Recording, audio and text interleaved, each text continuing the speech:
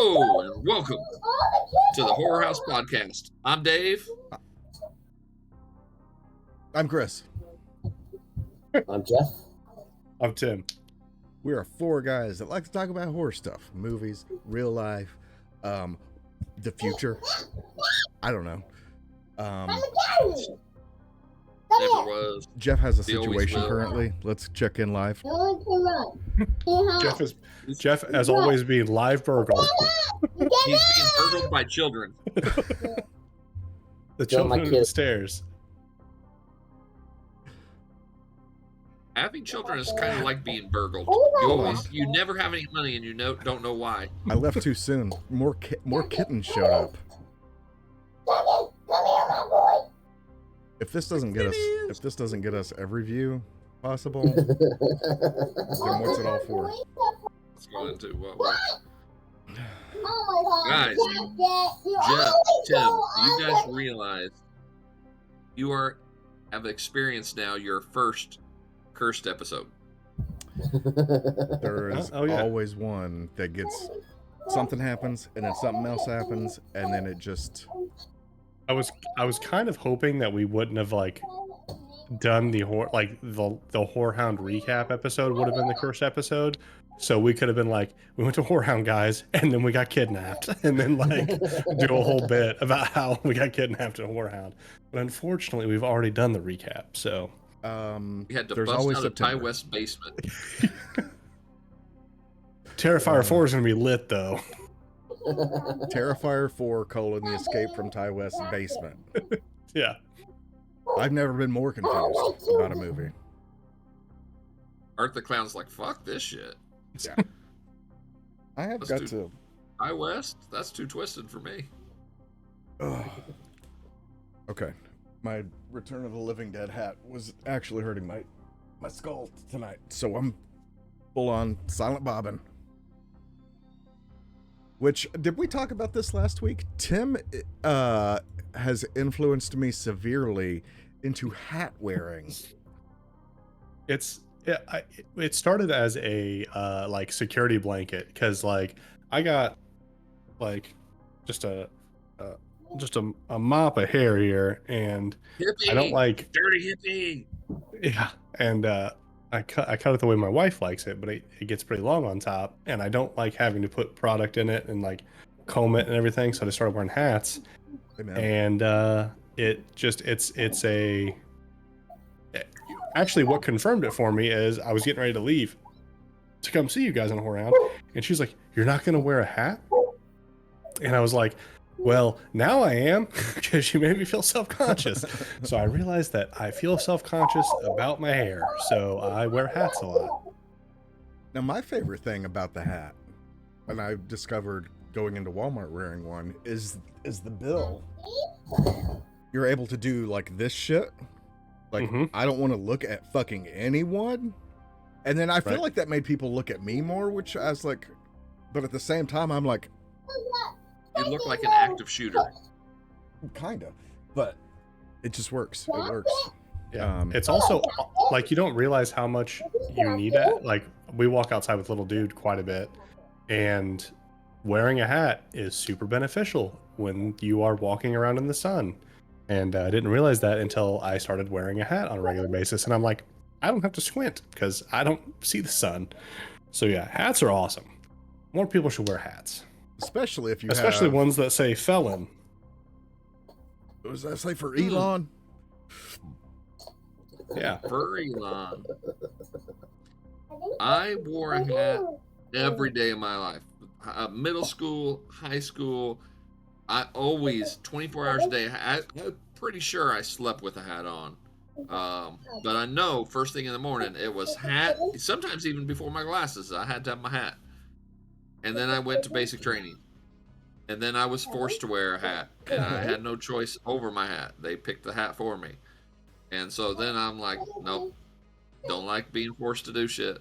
Don't like wearing a hat. Yeah. Except for one year, I did have a Dale Earnhardt Jr. visor hat I would wear because it would let my head breathe, but I still could keep the sun out of my eyes. And I was saying at the Whorehound, we got Jackie's car now. Jackie's got our SUV because when she comes back from college, she's going to need the space to bring all her crap back. But both of the cars have sunroofs, and for the first time, I need a hat while I drive when the sunroof is open because even when I'm driving, when I got my shades on, the sun is coming in to my eyeballs, and I don't like it. Now imagine if you had a bald spot. I don't want to hear about your petty squabbles, Dave. I'm out here living a nightmare. I like how like I have too much hair, and yours is I don't feel like I have enough hair, and they're just polar opposites. But it's fixing the same thing. You're self-conscious about your head. I wore hats all the time. I know I'm going to go bald, and that's why I'm growing this, so I can just comb it up and around when it gets long enough. Ah, makes sense. There you go. Oh, and Chris helps me out by pulling it, helping it grow. There you go. you can test our internet difference by the pull. 3, 2, 1, pull. There's a whole. There you go. Dave, you said you had some news. I have some news. So let's go to the newsroom. The newsroom. The newsroom.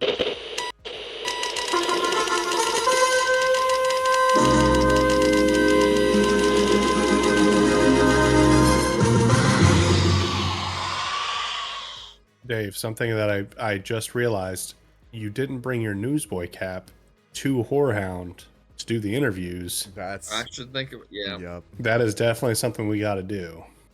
I think you're right. And a microphone have to work. that works. I actually, well, yeah, we need a real microphone. But I think a great bit would be like, you like, hey, can we do an interview? And then like you just turn away from them, just completely face away from them, put on the hat, grab the microphone, and turn back around. If you get me drunk beforehand, give me like 7 Malorts. I'll lay on the ground, and on my phone, I'll play the news segment theme song. Ba-ba-da-ba-ba-ba. And they're like, is he... They'll be so confused by Dave's hat, and then my... I'm going to pretend like I don't even know you. Like, I don't know. All right. I'm excited for September. It's going to be so good. Round 2 of the interviews, I was a little nervous. I was getting a little shy. I was getting a little like, oh, I don't want to talk to people. And thanks to Tim's go-gettedness, I powered through. And so I'm going to be ready for September. I was like, hey, let's do them. Let's do them. Oh, let's do them. Yeah, I very much enjoyed that segment. I liked being the I'm a talker. I talk too much. So if I did interviews, I'd ramble for like 30 minutes and they would never get a word in edgewise. So that would be terrible. But I do. Meanwhile, if it was Jeff, they'd be like, "Are you interview them?" But I just do all the talking and then just leave. No, it was a lot of fun. You're dressed as Mace Windu. Did you know that Mace Windu? Blah blah blah blah. 30 minutes later, you've given the entire family genealogy leading up to Mace Windu. I need to dress up as something not horror related, but still geeky next time. That'd be a lot of fun. Oh man! Not Mace Windu, because I'm not gonna do blackface because that's fucking horrible. If it's your whole body, yeah, you can't be. That's appropriation. We're not gonna steal Mace Windu's thunder. Mace Windu's his own man. But what about Mace Windu? I feel like it's okay. I give you permission. Can I tell you guys? Lightsaber. I've been playing Star Wars, the Lego Star Wars Skywalker thing. And I'm going through the like release order, right, of the movies because it's like each movie, and it's been fun. But I'm to Attack of the Clones, and the whole thing with Anakin and his mother getting taken by the Tusken Raiders and him. It's a Lego game, so they kind of skirt around the issue of murder. Kill them, the women and children too. But a little bit later, you're in the droid factory with Anakin and Padme, and she gets in like this conveyor belt thing, and you have to get her out. And if you take a little while and she's like bitching at you, as video games do, and she's like, do I need to get captured by Tusken Raiders before I get some attention? I'm like, Oh, somebody shit. put this in a fucking video game? Shots fired. I felt terrible playing that. I'm like, I don't know that I want to get you out. That blew my mind. I'm like, that is a fucking one for the adults, but that is dark shit. Wow. I've been speaking of Lego Star Wars. So I've been playing some DS games on one of my little handhelds here, and I never had a Nintendo DS as a child because we were too broke to afford one when those came out. So been kind of replaying some of the things I would have played as a kid. Lego Star Wars is one of them. I know Lego Star Wars is not this graphically insane game, but it looks just as good on a 15-year-old handheld as it does on like anything else. It's kind of funny. So I just bought all the Batman games that I didn't have on Steam. Lego Batman games. I played through them all already. I mean, I got the Humble Bundle with all the Batman games for like $18, and so we got them too. So they don't. If and when Orion shows any interest, they play great stuff. They were always fun. I always enjoyed playing the Lego games with kids. Matt, Indiana Jones. Oh god, the Indiana Jones Lego. Whew. But again, for a long time he was in that age where he just wanted to play the same part over. Oh yeah. And over, and it's like, okay, can we go on to the next part? This part. But as a kid, they like the mastery, you know. Yeah. So. Well, let's get to the news, Dave. What do you got? News. A little bit of American anime news. Netflix is releasing Predator: Killer of Killers. What is And the trailer is out. It looks pretty dope. Terminator Zero was really cool. And so I think this is going to be really cool. Like I said, there's a trailer. It's the trailer's a little bit confusing. I did read an article, so there are elements in this animated show that go back to like a Viking age, this feudal China age, and then like a World War II dogfight pilot. So it's kind of all over the place. So I'm not sure like what to expect, but some of the people that got to play the first 20 minutes said like, this is really cool. The gore factor looks legit for an animated show on Netflix. So I think it looks really cool. It looks really cool. Speaking of anime, Devil May Cry also came out on Netflix. There was an original series from back in 2007 that's also pretty fucking sweet. I love Devil May Cry. Love it. Love the lore. So there's 8 episodes. Haven't watched it yet, but I'm hoping. I think it might be by the same studio that did Castlevania. So pretty excited to watch that. Very cool. Very cool. They announced Happy Death Day 3 is going to begin production. And I like the Happy Death Days. The first one clearly is better than the second one. But they were very unique premise. It's been done a couple times now. And then here shortly, we're going to have the Until Dawn that's going to play with time loops and stuff like that. But the original Happy Death Day was so fun. I think for a cheeky, fun horror movie that the killer is very well done. So I'm looking forward to Happy Death Day 3. Okay. Now, do you want? Let's do that.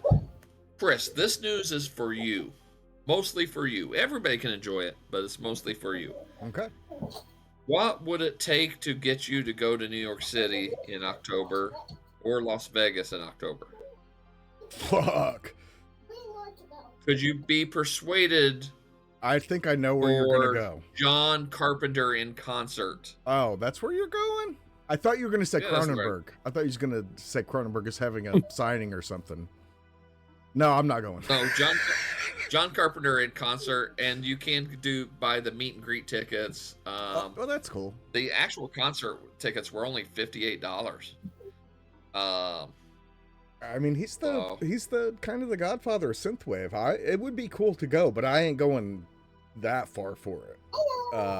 They just added a second date in New York City because the first date sold out. I believe it. So, and then just last week he got his finally got a star in the Hollywood Walk of Fame. That's right. Oh, nice. So very nice. This is some true Horror Hound podcast related news. I would venture at least it's in the top 5 or 10 non-horror movies we have spoken about on the Horror House podcast. I would say it's either in the top 5 or top 10. The Police Academy series. Oh yeah. So Steve Guttenberg news. Steve Guttenberg is going to be starring in a new movie called Kidnapped by a Killer. Steve Guttenberg is playing the real-life killer. So the story is that this girl she knew all her life she's known she was raised by adopted parents. She didn't really know anything about her real mom. She just knows she had parents that loved her. But when she turns 15, she finds out that her uncle, the man she has known as her uncle her whole life, played by Steve Guttenberg, is a murderer who murdered her actually mother, kidnapped her, gave her to his family to raise. Okay. That's bonkers. I'm down. It is based on a real life story. Okay. That brings a news story to my head that you mentioned Steve Guttenberg, who was it called The Day After? The Day After, like 1983, 84, nuclear fallout movie. Nuclear Holocaust thing. Yeah. There was that was like the American one. And then there was Threads, which was the UK, not version, it was a completely different take on like a nuclear event. And Threads is bananas. It's crazy. If you've anybody ever watched Threads? No. You've talked about it before. It's anxiety inducing. Even for like a low budget, UK low budget, which is it's a different kind of a low budget than an American low budget, especially in that time. But they get the point across. Supposedly they're doing a new miniseries, maybe, or a TV series for Threads, which could be interesting, which was basically in the original version, the US and Russia are basically, as tensions are escalating till the nukes drop. So I don't know how this one will play out, but I'm intrigued. It won't be as good as it won't be as horrific as the original. I can already tell you, but it'll be. You never know. You never know. Yeah, but the original, The Day After, I forget if that's the exact name. He travels this whole thing and like gets radiation poisoning. He don't make it. No, he's one of the astronauts that comes down in the capsule after the apocalypse has occurred, and his buddy gets eaten right out of the capsule, don't he? What are you talking about? Isn't that Gutenberg in The Day After? No, this is just like the nukes drop movie, and then he's no, there's no coming down after. They're just okay. It's realistic in portrayal. What does he get eaten by? People. Oh no, there's no. Okay. I thought I might be combining two things in my head. But yeah, he like travels from like a city to another city with like his girlfriend or something, but then like his hair's falling out. It's pretty grim. There's not a lot of fantasticalness to it, but apparently made Reagan like have some kind of a brain for a minute. Anyways, we'll get into more of that. Maybe nuking people ain't good. Yeah, this seems kind of bad. Nuking people seems kind of serious.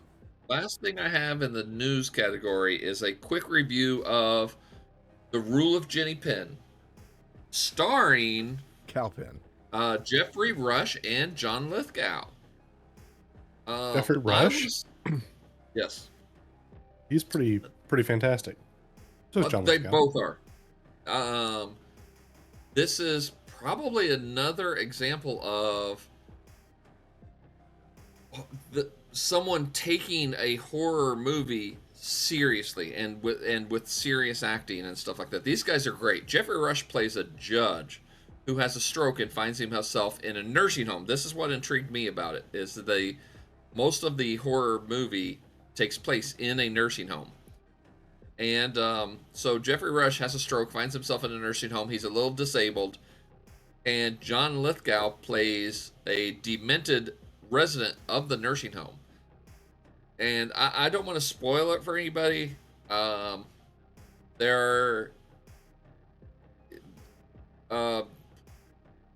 Lithgow's character has a puppet on his hand named Jenny Penn. And I don't even know how to describe it without spoiling it. But it's good. It was so well acted. If I can entice you, would you be more enticed to watch it knowing that there is no peen, but a little bit of naked profile from Jeffrey Rush and full ass nudity from John Lithgow? No peen. No peen. I mean, after what was that movie we watched with the full in 4K close up of the peen? I need more peen. So Bradbury? what was it? Fried berry. Yep. I suggest a little Nosferatu. Nosferatu has some nice vampire peen. Nice. Not lots, just really one scene but it's vampire peen, so you don't see that every day. It's gothic. You don't see that Gothic every day. Peen. No, I don't get to see that every day. I'm dark gothic peen. Right. But it is Rule of Jenny Penn. It is a little bit of a slow burn. It is grim in its depiction of life in the nursing home. It's a little bit overdone in that because it kind of makes it feel like very bleak. Right. And I know a lot of our residents actually do. Like we work very hard to make sure our residents actually get to enjoy the last years of their lives. So this is kind of bleak view of it, but a lot of people, when they are coming into the nursing home, this is the view they have. Like this is the end. That loss of independence and what am I still around for? A lot of people go through those kind of emotions, and we work very hard to change that and give them as good a quality of life. We're more worried, I promise you, your nurses, doctors, CNAs, we're more worried about the quality of life than the quantity of your life. And anyone with any, like I suggest, when you get to that point, quality of life is more important than quantity of life. I promise. It's very telling that if you took a poll of like healthcare workers, would you want like CPR in full code, or would you want to just let me die naturally?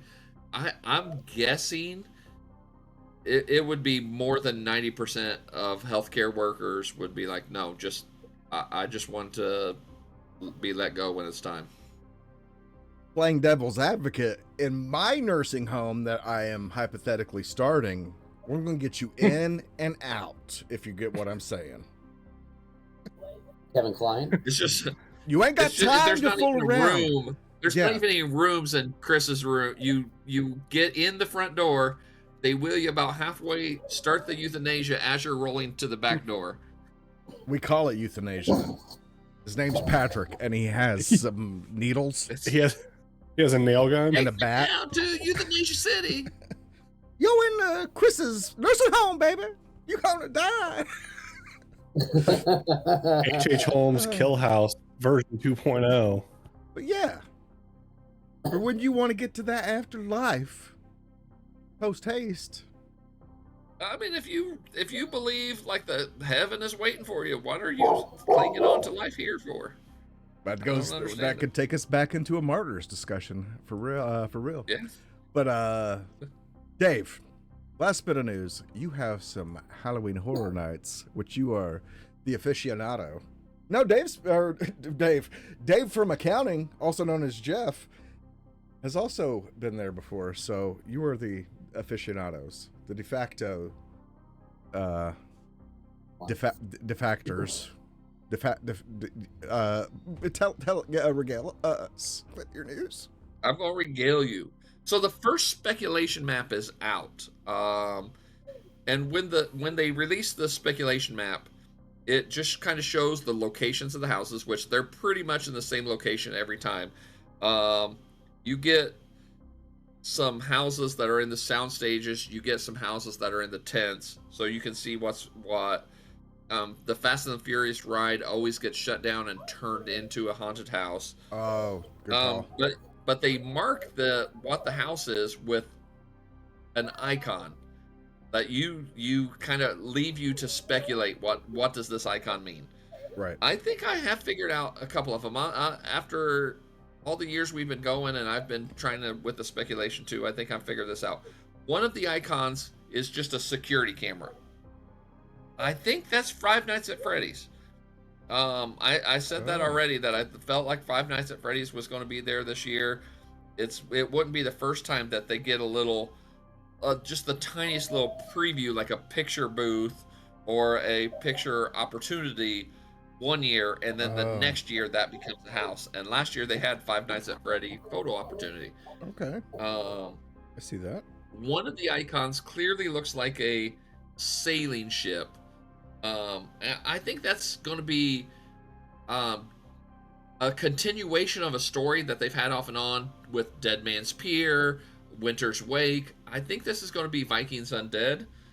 One of the icons is the thumbs up icon, and I believe that is going to be Fallout. There were a lot of people that there were things in place to do Fallout last year. I didn't really believe that because the Fallout series came a little bit too late. So I do believe that might be Fallout. Okay. There is a house, and in the last couple of years we've had a lot of musical tie-ins. There is a house that shows a piece. The icon shows a piece of like film, but it's dripping blood. Right. I believe that this is going to be Ice Nine Kills. Silver Screams. So that's kind of where I'm at. The other icons, one looks like a very Nazi-ish, like eagle or bat, and then in the center is it almost looks Hydra-ish. In the center of this bat is like buildings or a city skyline. So I don't know what that's going to be. I have a theory for one of them. When you get through, I'll tell you what my theory is for one. Okay. One of the icons shows a magnifying glass, and the magnifying glass shows inside of it is the icon of a little ghost. So somebody I follow thinks that is going to be Legendary Truth. So that is kind of like an ongoing series too, where they have this fake detective that does. They're always kind of noir houses. A couple years ago, he did this thing where this speakeasy was actually a vampire, a hostile type thing. He's done cryptids. Last year there was a cryptid house, so I think Legendary Truth might be very accurate. One of the icons shows a book, and then above the book is a couple snowflakes. Pain. So I'm Silent not. Night, Deadly Night 2. Garbage day. That would be the garbage icons. There is the garbage bags, which the guy I speculate thinks that might be Terrifier. I'm not sold on that. I don't think it's going to be Terrifier. One of the icons is a pair of eyes, but one of the eyes is covered up with an eye patch, and then underneath that is a chain. And last year they had a house that was Cinema Scares 2. I think they had Cinema Scares when you went, Jeff. Did you go the year they had the drive-in, and then they had like 5 different drive-in type movies represented in the house? Or was that not the same year you guys went? So the year they did Cinema Scares, they took one of those fake, like short drive-in movie houses that you go through like 5 movies in one house, and they turned that into its own house the next year. Hatchet and Chains are a demon hunting duo that was in Cinema Scares last year. So I think that might be that this year. Well, that's the And one then that the I think. last That's thing- the one that I have a theory on. I think that has to do with Lisa Left Eye Lopez from TLC. She's not dead. She's been in chains in captivity this whole They're releasing time, her. and they're going to release Okay. her live to you guys, In real life, okay, I'm down. Or That maybe- would be good. I love or maybe I love parts Lisa of her. Lopez. Yeah, I mean, I Parts of her. have the best wife that anyone could ever have. But I do have a thing for crazy ladies, and so yeah, I did kind of like Well, Lisa Left Eye Lopez. back You in could the get day. an arm, maybe, or a And I femur. found out she was dating an Indianapolis Colts wide receiver. He actually got traded to Atlanta while she was dating him, and she burnt down his $10 million mansion. Oh yeah, I remember that. And I was like, that crazy bitch, she's even hotter now. That's awesome. She available? That's what she was. Yeah. And then the last icon for the house looks like the Michelin Man, or a spacesuit guy, or something. And there is some speculation that, and this is something that's been talked about for a couple years now. There is some speculation that that's going to be BioShock. Oh, Big Daddy. Yeah, and maybe. You know, the icon is just a very simple black and white image, so it has to be very simplified. It's not going to be very detailed. Right. So I don't know. That's the speculation map. Okay. BioShock is a great series for you gamers out there. It really is. It really is. It's a good one. It's a good one. What was that, Jeff? Can't wait till 4 comes out. Is that- BioShock 4. Is that a real thing that's happening? Yeah, Oh, they're making a 4. okay. No one knows what it's called. Because BioShock. they broke the naming scheme. BioShock 1, BioShock 2, then BioShock Infinite. The So, BioShock. BioShock I think it's BioShock Cincinnati. They're eating the cats. They're eating the dogs. Eat the cat. Eat the dog. All right, we're out of the newsroom. Go to the newsroom. Goodbye. Till next time.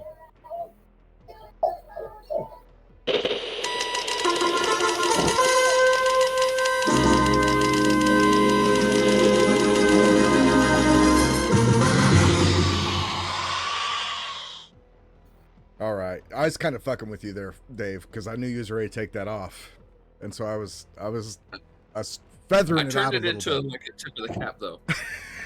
You did. Brava.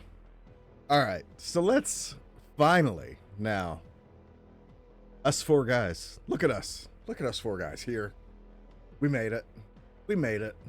Who'd have thought? Who Not would've thought? me. Us? Here? Not me. Right now, like this? The 4 of us? Now?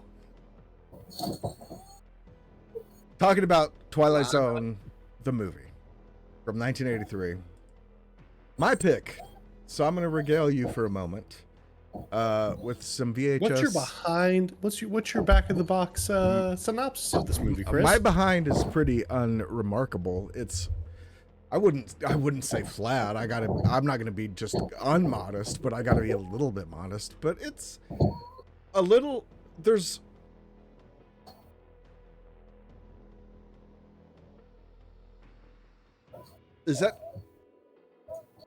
are we We're waiting on you to regale us. oh I'm gonna yeah. Waiting to be regaled. Okay, take some Twilight Zone, some classic Twilight Zone episodes, give them to Steven Spielberg and some of his buddies. For a remake, give them to Steven Spielberg and some of his buddies for a remake for modern audiences. If modern audiences was 1983. You get a little bit of a Dan Aykroyd wraparound that's I think pretty good. And then a heavy dose of tragedy and controversy. And then there you have 1983's Twilight Zone the movie. So let's talk about it. Let's start off first, as the movie starts off, with, guys, if you don't mind, I'm going to play Creedence Clearwater Revival's Greatest Hits. So if anybody needs to take a bathroom break for the next 45 minutes, feel free. We'll reconvene on the second chorus of Susie Q. So we'll do that. Serious.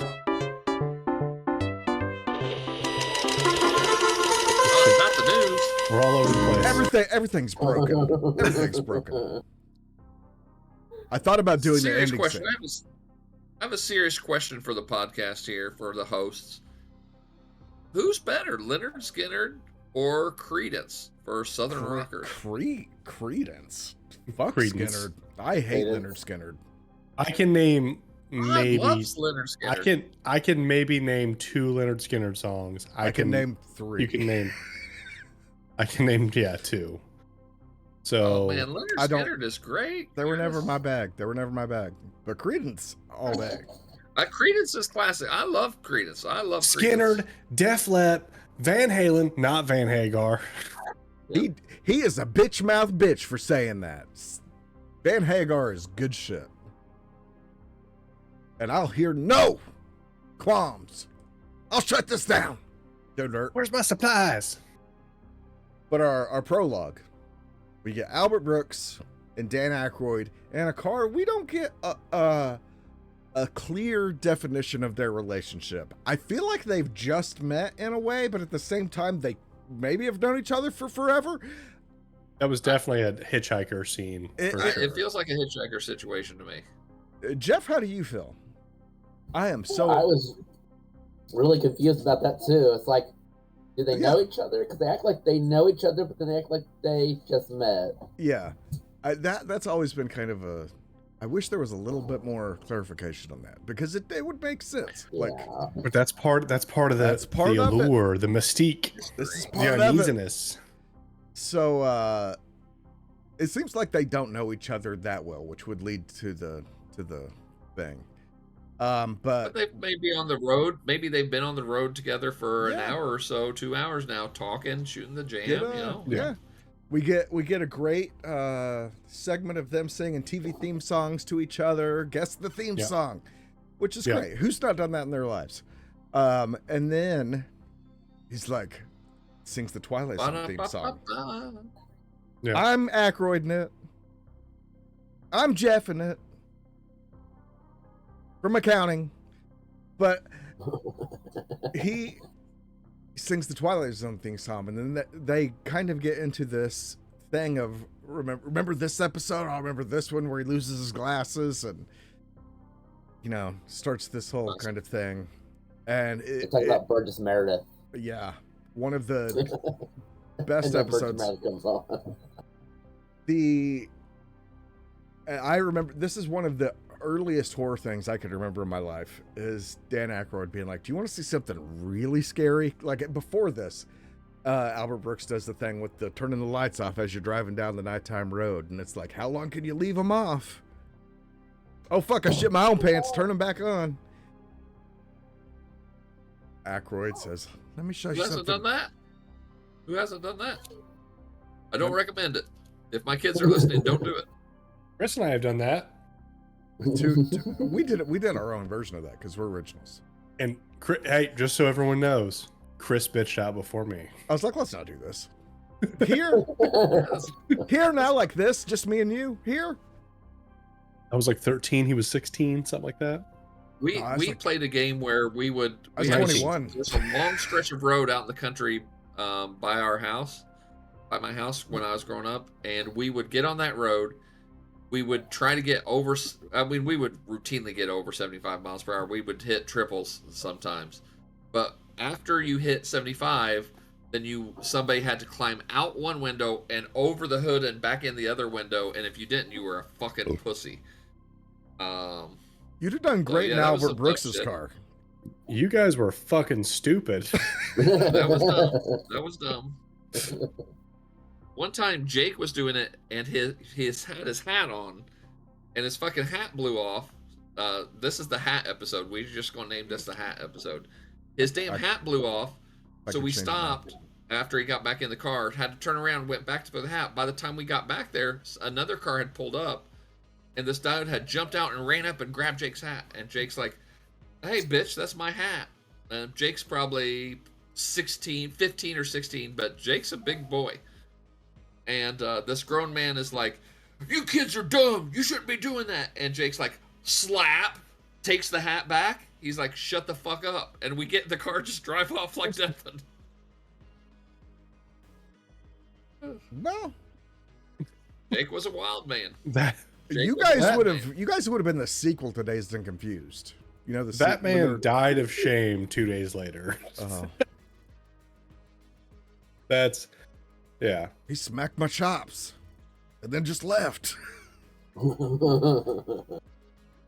Okay. Aykroyd says, "You want to see something really scary? Got to pull over though."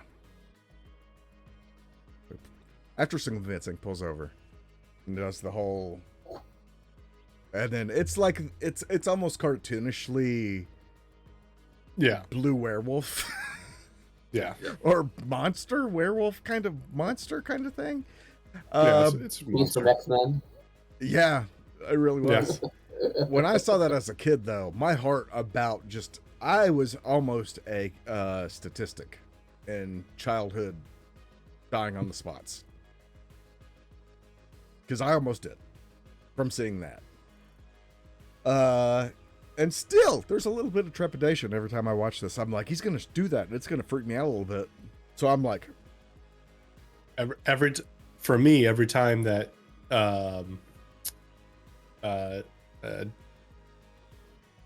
Halloween main actress, what's her name? Jamie Jamie Lee Lee Curtis.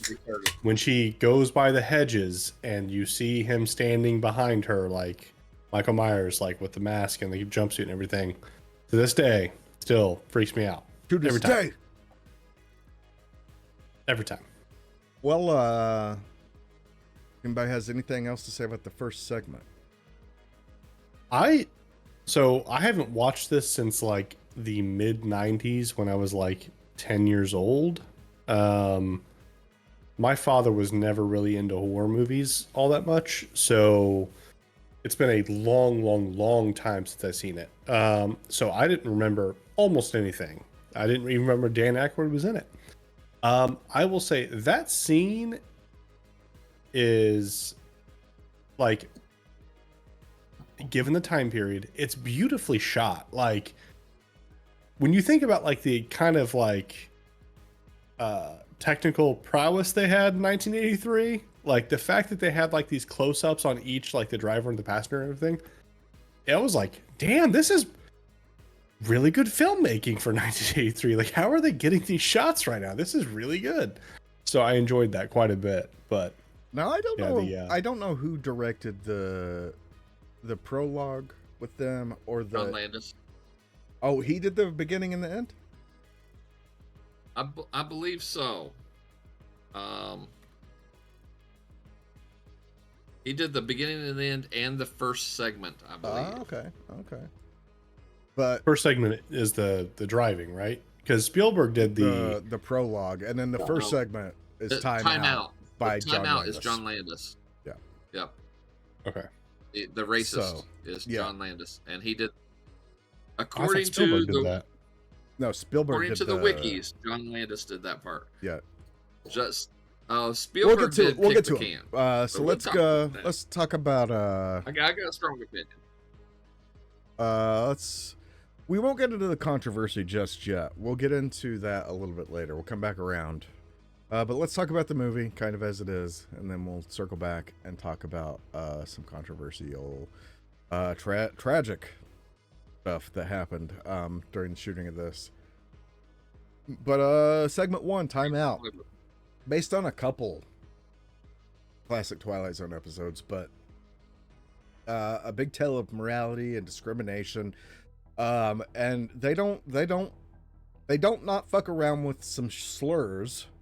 So tread careful if you're if you have some problems with that, because goddamn, the first 5 minutes you're like, oh my god, is this 2025 America? This is hot. Right. They're going in hot off the start. But we got Vic Morrow, who is just the most racist man you could kind of ever want, and he gets he's super racist.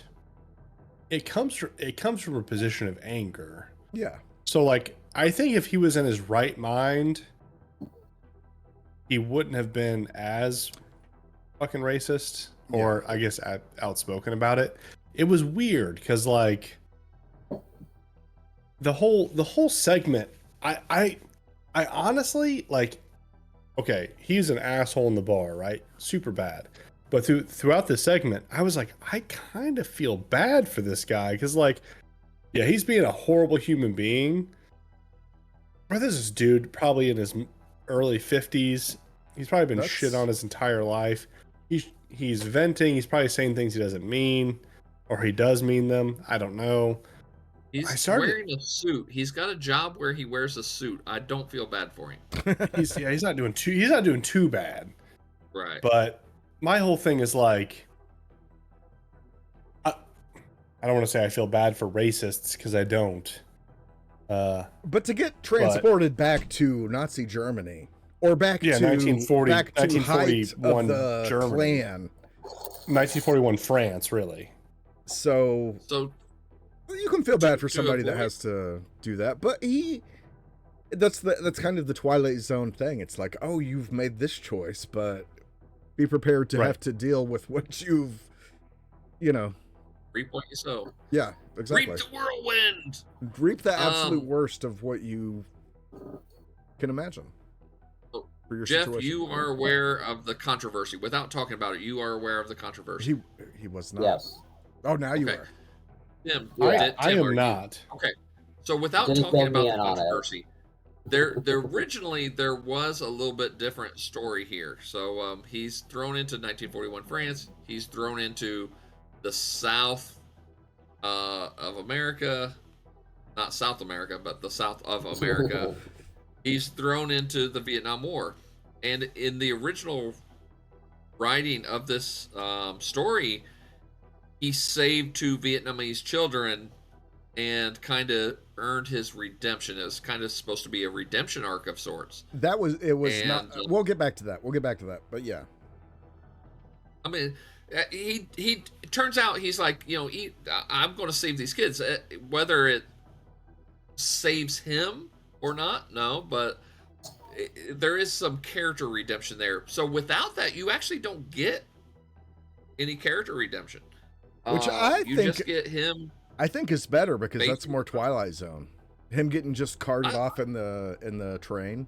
Oh yeah, it's more definitely Twilight like Zone. Dante's Inferno. Like he goes through the 7 layers of hell, and he just goes to hell at the end. Yeah, which to me is like synonymous with Twilight Zone. Like it's not happy endings all the time. You get these endings where it's like, wow, that's it, huh? Okay, and that's what this was. Too. Tim said Dante's Inferno, but Dante's segment was called "It's a Good Life." This is true. So. My bad. Let's move on from Time Out for now. Unless anybody has anything that Jeff, do you have anything you want to say about this segment? No, it's all pretty much said. I mean, I think it's really cool the jump cuts because he's falling, hits the ground, and then he switches to another time, and then something else happens, and he switches to another time, and like it's he's not just walking and it's in a different time. Like he gets violently flung from time to time, and I love that. Now in 70, 80, I love it. I'm rooting for him to get fucking shot by the Nazis and hung by the uh Klan, and yeah, fuck Now See, in- I he just want him deserves- to. I don't. I shouldn't say I desperately feel bad for him. I desperately am hoping for that redemption arc because I feel that people need to redeem themselves and like do good in their communities. That is a more apt description of the feeling I had. Was I was rooting for the redemption arc because it's like, okay, now this guy is going to go out and turn all these other cis white males into allies. Congratulations, dude. You're fucking awesome now. And that never happened. But I think the no redemption arc is more realistic, personally. Like you might, Agreed. oh, we shouldn't do this as long as I'm feeling the pain. Then yeah, I don't want anybody to feel the pain if I have to feel the pain for it. But if I could be consequence free, yeah, I'm gonna go back to hating or whatever, you know, the situation. I think that's more realistic, and especially I feel like we see a lot of that these days.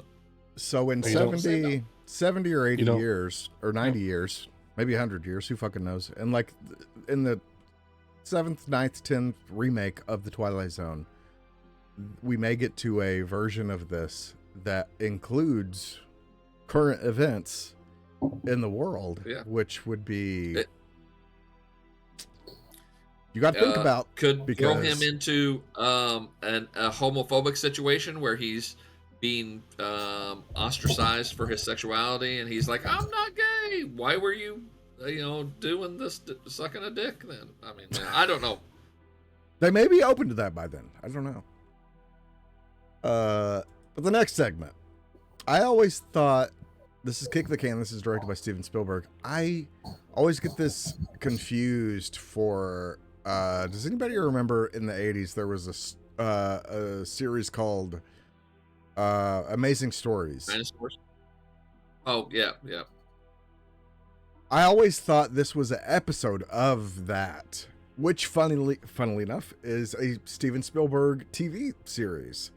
So I don't know if they did a remake of it or if they like showed it on there, but for some reason I've always connected this to that show, and always forget, like, but when it gets to this point in the movie, I'm like, of course. But aging, accepting you're getting older, accepting all that comes with it, like we talked about earlier. You have your choice of nursing homes or Rage ex. against We, the dying of the light. I'm an ex at home.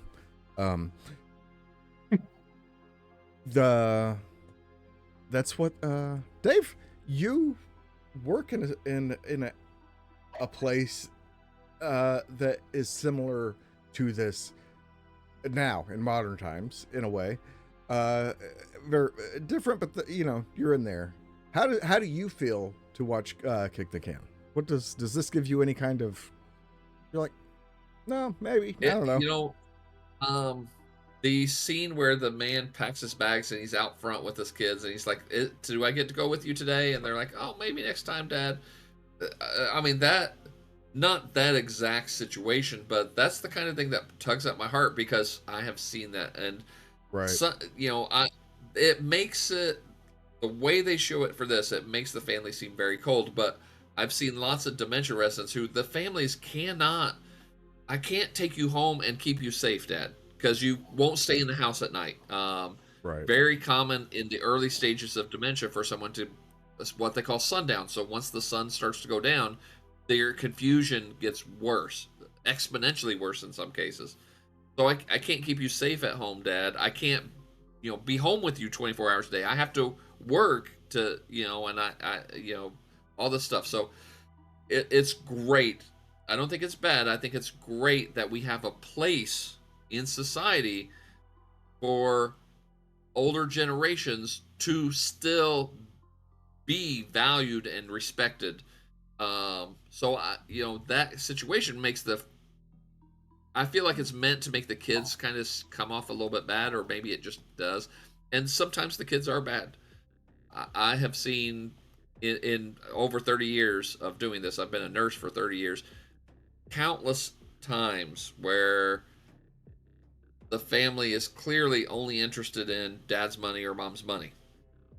They come in. My old administrator used to call them seabirds.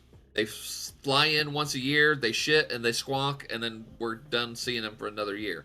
And those families are the worst, because when they come in once a year on Mother's Day and try to act like they're the greatest kids in the world, this place is terrible. Mom's food is terrible. Why is the paint peeling, or whatever it is. They're bitching about every little thing, and then they're going to be gone, and we're going to hear from them again until next year, when they act like the world's greatest kids. So it's hard, but most of our residents do. I really feel like enjoy their time. We work very hard. Our CNAs, our nurses, everybody works very hard to make the residents feel valued, to let them enjoy their life. We do all kinds of fun stuff. Our facility, we bake cookies 5 days a week. We have ice cream social every day. We have happy hour. We get to have a little beverages if your doctor says it's okay. Pretty regularly. We just did a new thing a couple months ago. So once a month, the veterans get together and we have coffee and donuts or sandwiches or something like that, and shoot the shit. And we get to have a lot of fun. So some of our residents are very much kids at heart. How'd you feel about the portrayals of the residents of this house in the episode? Pretty standard, or? I wish I was young again. Standard. I wish I was young again. I wish I could be a pirate again.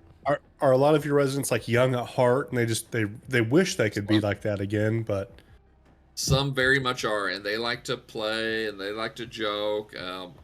I've got one young lady. She's not young.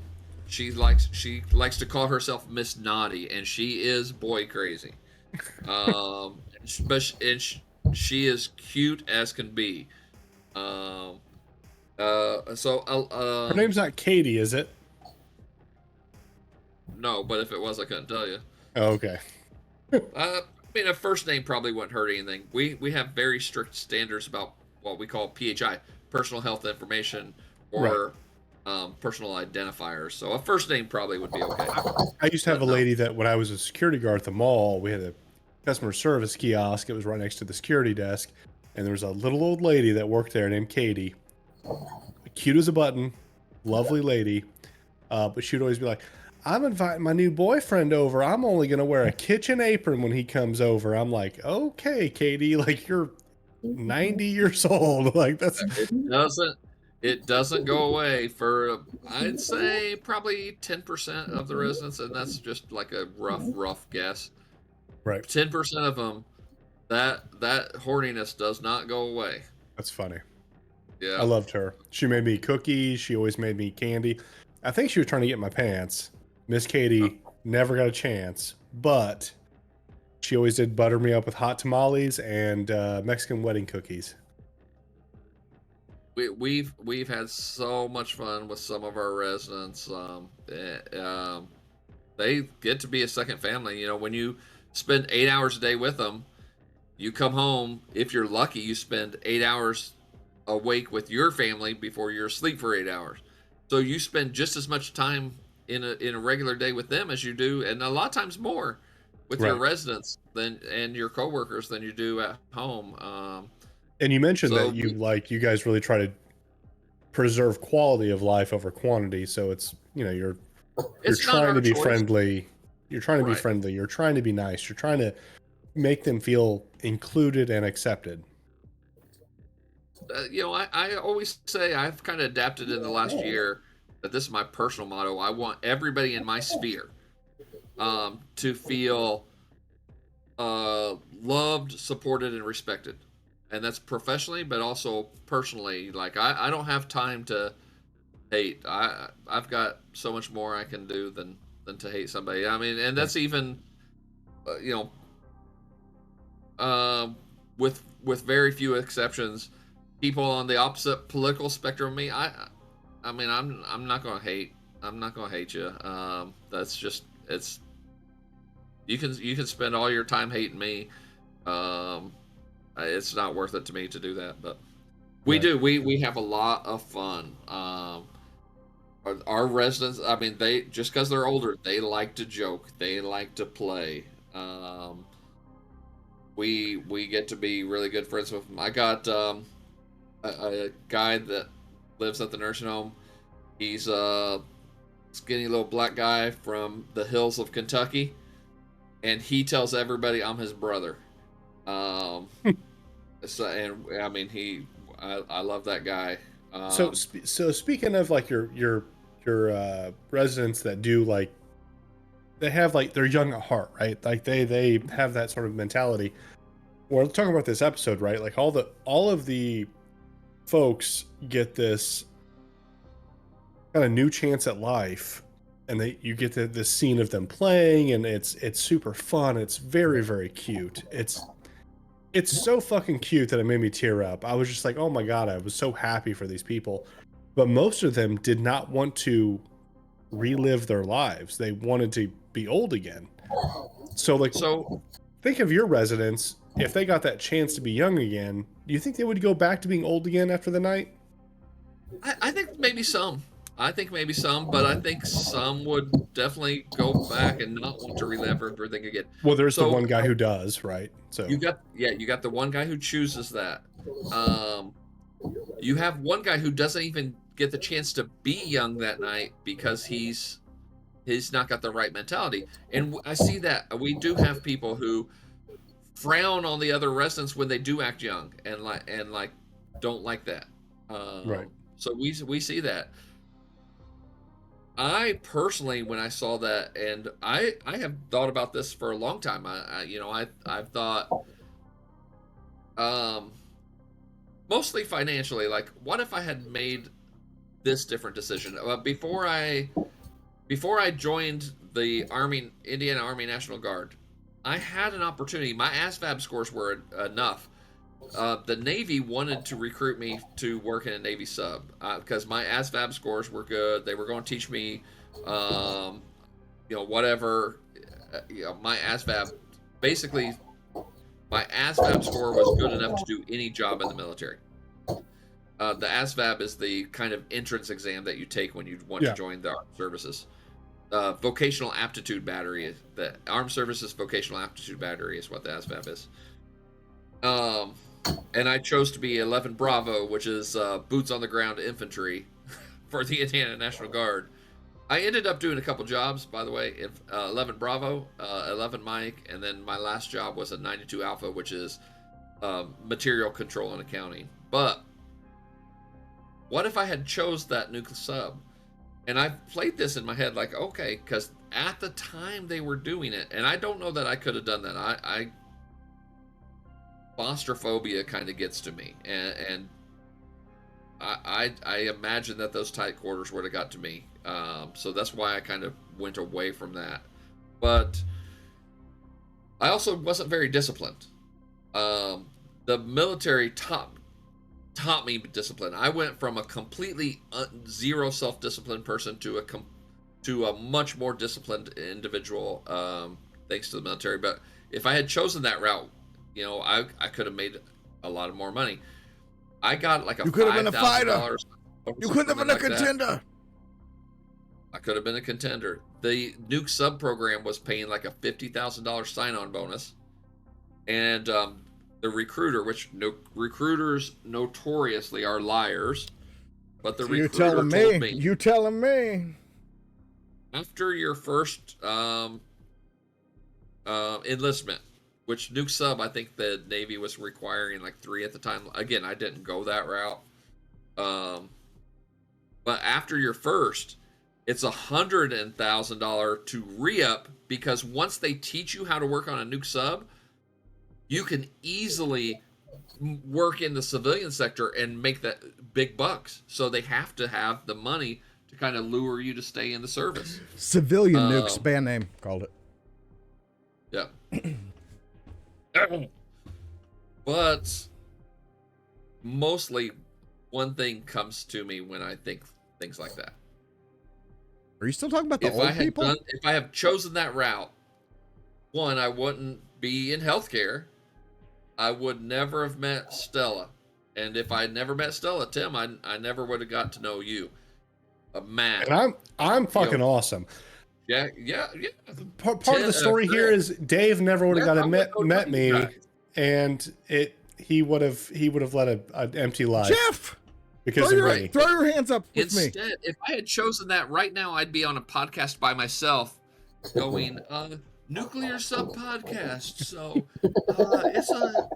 So my third testicle that I grew in my late 20s on the inside of my right armpit from all the radiation. It itches sometimes. Can you look at that? What's that look like to you?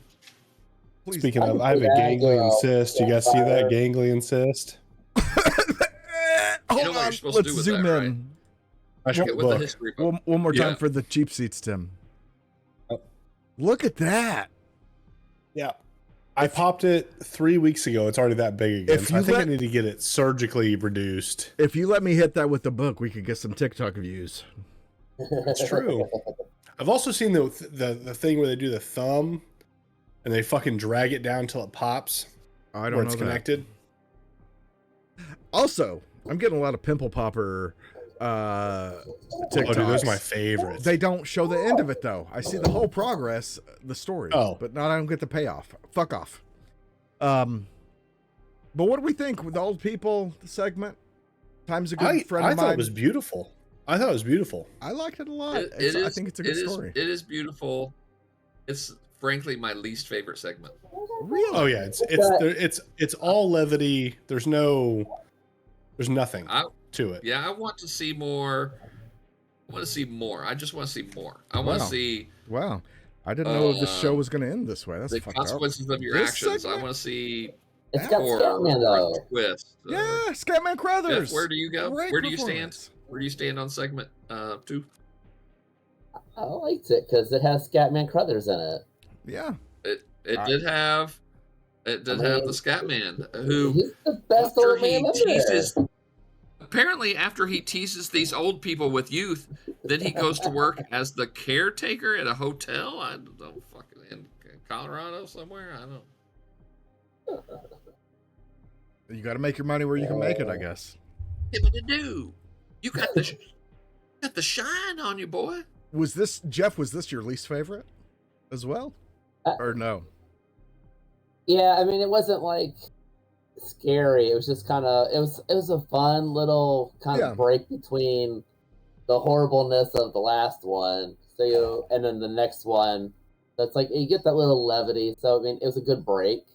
I kind of would have preferred. I would have preferred if they'd swapped this one and the next one.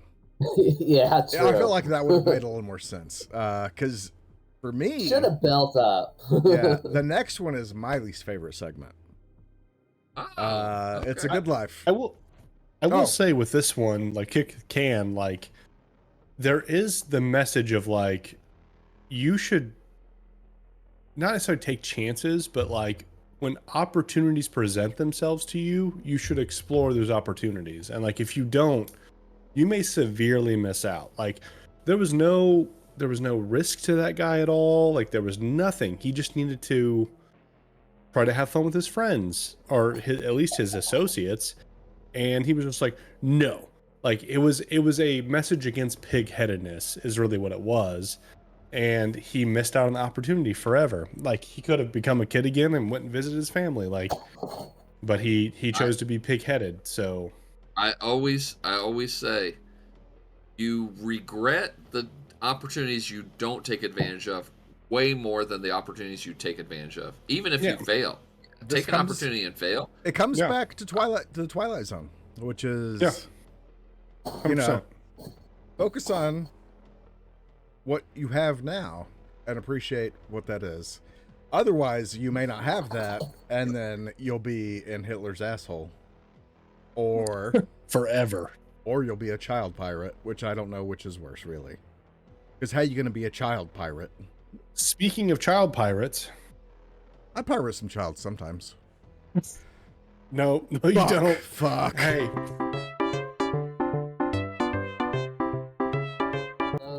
It's the kid. Fun. The old man who becomes the kid, he just becomes Peter Pan, right? That's it. Yeah. The kid with the guy with the sword. Yeah. He's just Peter Pan. Actually, funny story. Speaking of that, I had some friends in high school that they posted that they were selling a 7-year-old Asian child on Craigslist as a joke. Just as a joke, FBI showed up at their house 3 hours later. Damn. And the mom was an OG because she was like, okay, my son's in super trouble. You two, if you do my yard work for this entire summer, I will not tell your parents that you brought the FBI to my house.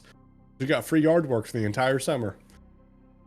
This would be a good time for me to say, I am holding a concert with Emmy award-winning artist Enya. It is for the children, to raise money for children's charities. And I'm doing it under an alias. My alias is Dick. So the concert is called Dick's Enya Kids. Again, FBI. This is not what we're doing. Oh, God.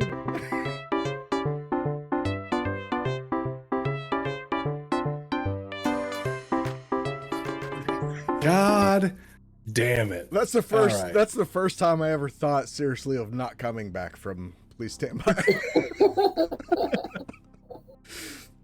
All right. What's the next segment? Oh, it's the little kid segment. Yeah, this one has children. This one has more to do with the child that's in charge. It's a Good Life, directed by Joe Dante. There are some wacky effects and stuff in this, but overall, this is my least favorite segment. Last one was Dave's least favorite. This one is my least favorite.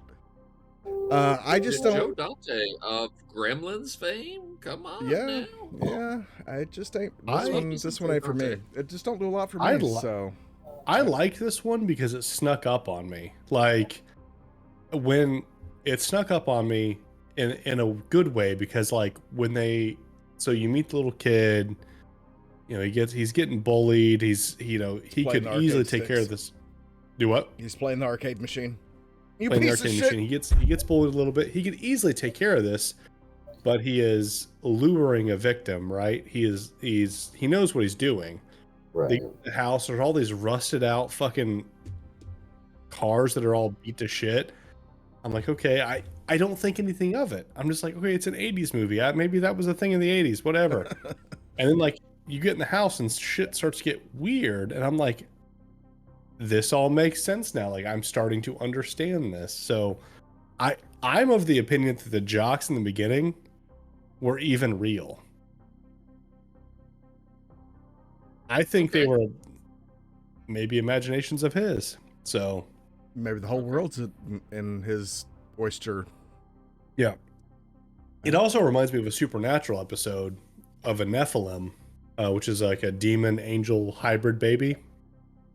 They can control reality, like on an untold, like godlike scale. And Sam and Dean like end up saving the Nephilim. And then that's a plot hole through the whole series that a kid never comes back. So, but there is a whole episode about a Nephilim that's really cool. Maybe the baby's in timeout. He's just in timeout. For the rest of the season. But yeah, I like this one because it snuck up on me and it subverted my expectations, which was cool. Fair. I liked the two big effects is the rabbit out of the hat. Hold on. And the sister. Sherwin Forrest calls me. I must go. To the forest.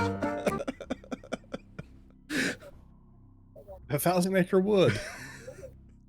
Every time that goes off, I'm like, when they see the sister and she's watching TV, and then it jump cuts to she's got no mouth. Right. Years before the Matrix did it, although the Matrix did it better. That fucked me up.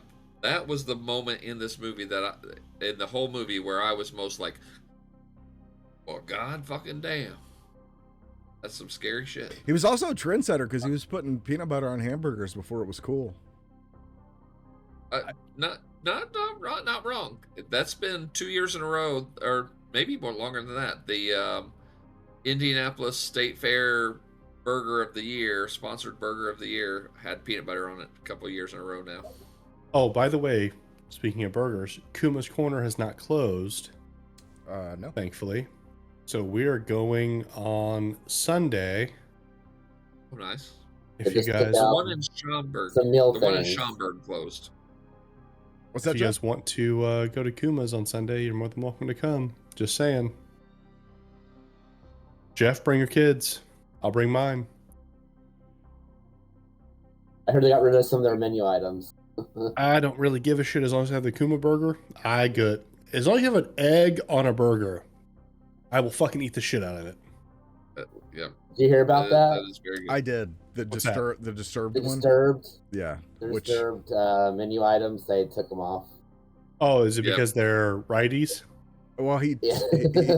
Brandon Not signed really. the singer signed a bomb for Israel. Oh, And, It's the Gaza thing. Yeah. It's Yeah. well, which I'm totally respectfully, this is for you. I don't care God, what side how you're dare on. these If people you're we've signing oppressed for 50 years rise up against us? if you're signing stuff that's gonna kill other people, then I don't got much use for you as a human. Either way, No. I don't care what side it is. This isn't a side thing. This is I signed a thing with my name so it could kill another person. You're not. I have It's no just- use for you. It's literally just Horrifying South African apartheid all over again. That's all it is. I got no use. It's terrible and it's horrible and it's fuck them. Die away from me. Yeah, it's like, oh, you don't support Gaza. That's cool. So you don't support the side that's getting billions of dollars from the most powerful nation in the world to murder civilians. Yeah. Okay. Sorry. I go on this for hours. I won't. Yeah, but this episode, the effects, the cartoon effect was my favorite, where the girl it is gets sent cool. into the cartoon. That's That was cool. super fun. That's pretty cool. You mean Nancy Cartwright, the voice of Bart Simpson? Uh-huh. Yeah. Oh, is that her? The- I knew she was familiar. Yeah. Yes. Holy shit. Yeah. Wow. My favorite part of it was, so I can get into this now because we're in a horror movie podcast. I actually have an idea for a horror movie. I've never told this to you guys. Well, save it. Don't give it to the internet for free. Sure, I'll get to dinner for free. I'll tell you guys at least. Nobody watches us. My horror movie is called Happy Face. So, What's up? opening There's a scene. Happy Face movie. Yeah, it's been done. Maybe not called your Happy- story, but there is a movie called Happy Face. Okay. There's a movie called Smiley Face as well. Fuck. Okay, well, this one's called Happy Face. There's also Happy a Face- Batman film called Two-Face. It's called The Better Happy Face. That's what the movie's called. But the opening scene, you see a girl strapped to a chair. Where this is going. with Yeah. She has like cloth like over her mouth. She can't, but she has eyes open. Cut to her visual. She hears clanking. She hears clanking. She hears clanking. You don't know what's coming. It's building. It's building. It's building. Then she's looking down a dark hallway. It's almost that green light from the Matrix, like unsettling, just green light. The plague light. Then of it the comes into aughts. view. The dude, the killer, doesn't have hands, but his hands, where his stumps are, blades come out. He crawls on those like an ape, like he's on all fours crawling on his blades as an ape. He has like the Walmart smiley face mask, but only from like here up, like from the below the nostril up to the top of the face, and below he has a sewn mouth, and it's sewn up into a smiley face. That's the killer. He gallops up like an ape on his blade hands, like Edward Scissorhands bullshit. Gallops up and slits her throat. That's the opening scene. That's as much of the movie as I have, but that is the most unsettling fucking thing I can think of. It's so good.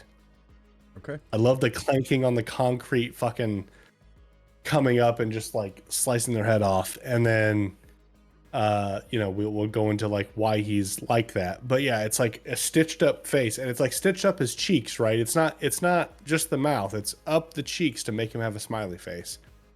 And it's called Happy Face. You Does he can say, go ask me how I got these full- scars? Ask you what? I said, does he say, ask me how I got these scars? No. Okay. Well, good one. You should go full sellout with this movie, and like show him like his knife gets dull, and so the next scene is he's pushing a cart around Walmart to buy a knife sharpener, and it's on sale, and he's like, with his blade hands. Save money, live better with Walmart. Put back on. He buys a rotisserie chicken at the deli, and he just stabs it and tosses it in the cart. We could do that, but yeah, that's my opening horror movie scene that I've thought of for like I want to say it's been like almost 20 years since I played. Actually, I've talked about this game since I played Xbox 360 Condemned. Since I played Condemned on Xbox 360, I've had this movie scene in my head. And I'm like, this would be a great fucking opener for a horror movie. So yeah, I propose that we put this scene to film. I've got a camera. I will be stopping after work tomorrow at Guitar Center to talk to them about audio setups. If they got something. I already found the lavalier mic on Amazon. I need to send it to you. I ordered one from the TikTok shop. So. Oh, okay. I think you need to just get a regular ass mic to hold. Well, we talked about that. The lavalier mics are way easier to like get for Bluetooth, and also we could just hide one inside of a microphone. Or you could just have a microphone. But they don't do Bluetooth. Like microphones don't do Bluetooth. Why do you need it to do Bluetooth? Because that's talk to the camera. It don't plug in? Something does. I'm gonna have 10 foot of cable stretching from me to the camera. Yeah. Wireless mics. Not in a con setting, dog. No one's paying attention. Yep. If we're going to do that, we're going to put the mic on a boom. So Tim will film. The boom is going to be so big, I need Chris and Jeff to two-man the boom. And they come into frame constantly. That's a joke. Looking like this, like... Drop the mic on his head. Bam! And then I will give you the bailout speech. It's fucking distracting! That would be a great bit, though. Oh, just good! Because if we had a boom mic, like with two guys running it and me working the camera and you doing the interview, no one would fuck with us. Like everyone would like clear a path. So that would be a funny bit. But back to this episode. I'm sorry, I got off on a tangent there. I like this episode because it snuck up on me. I liked the effects in it quite a bit. I thought the effects in this segment were the best in the episode, in the movie, for sure. I mean, it is Joe Dante of the Burbs fame. There you I'm go. gonna do that. I could do that like 5 times. Did anybody else think that the giant whirlwind that came out was going to be a Tasmanian devil? Yep. I did too. Yep. It had the effect, or the sound effect. It only made sense. It only made sense. Licensing. Yeah. I vaguely remember thinking that in the Probably 80s was a when I first saw Tasmanian it. devil until Warner Brothers was like, no. Yeah. It looked like a demented Tasmanian devil. Is this anybody's favorite or worst or least favorite? Favorite, least favorite? Last call? Oh, I liked it. Neither. Kevin McCarthy was in it, so Yeah, I don't know. It's my right least up there with My least favorite. first one Cool for stuff. me. This and then the first one are right together. Okay. I like I have a 3-way tie for first place, and then I have last place. That sounds like a Which is Dave kick- decision. We're moving on. Yeah. We're moving on. Segment 4, the last segment. Nightmare at 20,000 Feet, directed by George Miller of Mad Max fame, which is Yes. I feel like the kind of the black sheep, the standout of this crowd. Especially at this time, like and to me, I'll introduce, No, I I'll agree with introduce you. this I agree segment with and say what I have to say, and then I'll give it to you guys. But this is my favorite segment. John Lithgow, who we've talked about for the last like 7 weeks in a fucking row. somehow, this is the most horrific to me. It may also be a part in that I don't do heights. I won't do heights. If you try to make me do heights, I'll kill you or I'll kill myself first. And that's just how it is. I think there are some great shots in this that like he's doing the like anxiety, like getting really in there with this. And I remember being anxious about this segment as a kid and being like, you know, I mean, Lithgow's sweating and the camera is so tight on him and it moves so sharply. I think this is, to me, you can disagree. I understand. If you do, I'm just going to unfriend you on Facebook. That's understandable. But Joke's on you guys. Chris doesn't have a Facebook. I've not had a Facebook in 70 years. I think this is the best shot. He went back to MySpace. I kind of, long story. We'll get to it later.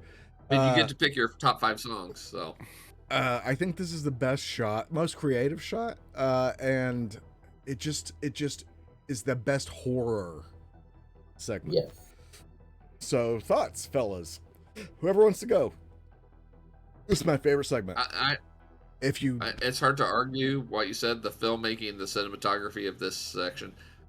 Is this and not this, but is the William Shatner original version of this, is that the most classic Twilight Zone episode of all time? Because I kind of feel like it is. To me, it is the most classic. For me, it's the glasses episode, like where the guy breaks his glasses at the end and can't read anymore.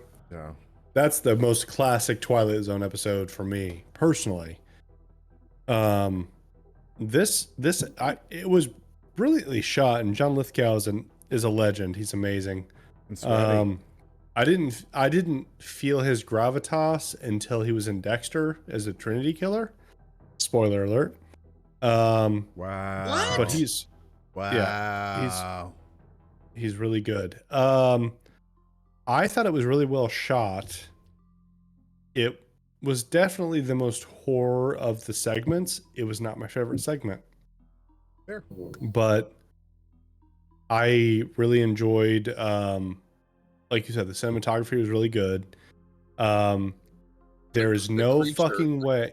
Yeah, the creature was great. There's no fucking way that a flight attendant would be that nice. There's no fucking way. Especially post 2001. Yeah, no shit. And that took me out of it. And then like this dude had like a whole row to himself. Why? A few things took me out of it. So just Jeff, all flights are overbooked all the time. Jeff, thoughts on this segment? Oh, it was really good. I mean, like you said, like his sweating and the way they move the camera around, and yeah, it gives you that whole creepiness that there's something out there. But then you're like, oh, is he just thinking it? You know, is it really happening? Do you think? How about the flourish at the end when he's in the airport in the ambulance? Oh yeah. And Dan Aykroyd's like, you had a heck of a scare up there, man. Circles Was back something around. really scary? That was great. The ending was phenomenal. The circle around. I think that's so good. It's the circle of life. Yeah. The circle of, do you think he was just freaking out, or do you think it was real? I mean, we get the shot of them being like the engine, but like maybe that was lightning. Yeah. Maybe that was, who knows? They hit a flock of seagulls. It was whatever. Oh, the band? Maybe they hit the band.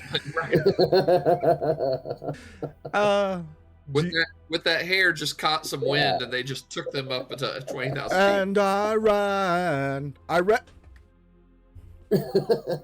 I thought my chair was going for a second. Can't do that 2 times in one season. I can't. Funny. That was hilarious. It's iconic enough.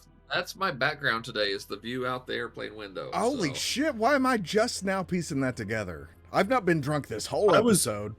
I was gonna ask Dave to like lean over to see if the monster was on the wing, but You should have been playing that up and looking over your shoulder all Yeah. night. Been like, oh, damn. If I move right, sometimes you get a glimpse of Jason behind me. So. Hawaii. Anybody's favorite or least favorite? It's my That's favorite. definitely my favorite. Me and Jeff's Tied favorite. for my top three. Tied for my top three. Not Tim's favorite. I'm He's got some total problems. sellout. I'm a total sellout. All right, well let's finish this off. well, hold on. We haven't talked about how great John Lithgow's acting is in this, though. Oh, I did. He's sweating like a mofo.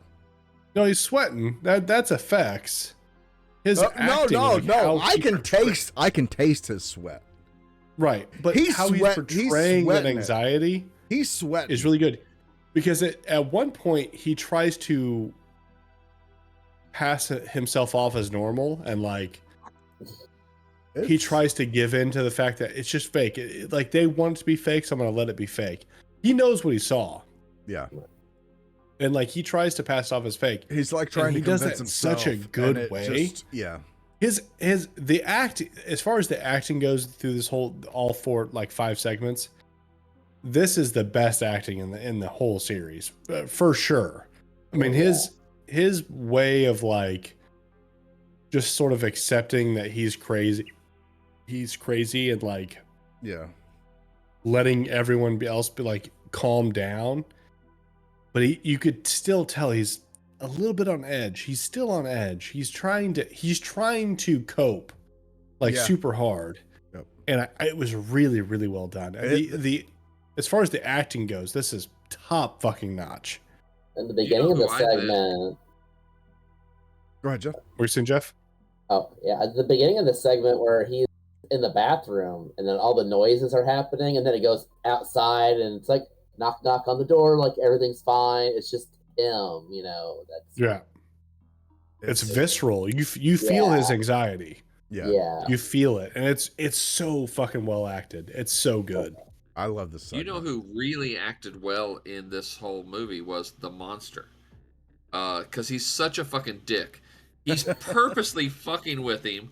Like, I'm going to tear this shit up. Hey, you see me tearing this shit up. And then when people come, then he hides. And then when he's hanging half out the fucking window, he goes over there and he's like, bites the gun. And then he's like, Yeah. Has anybody watched the Jordan Peele Twilight Zone from a couple years ago? No. We started watching it.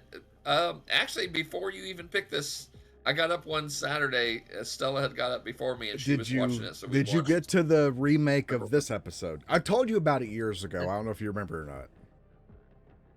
I did not get to Adam Scott is like the protagonist in this. He's in the John Lithgow position. But it takes a twist where it's he's listening to a podcast that is describing the plane crashing. His plane that he is on. So I don't love it, but I don't hate it, but it does not live up to what this is or the William Shatner original. Does anybody prefer the Shatner original if you've seen it? Or do you prefer this one?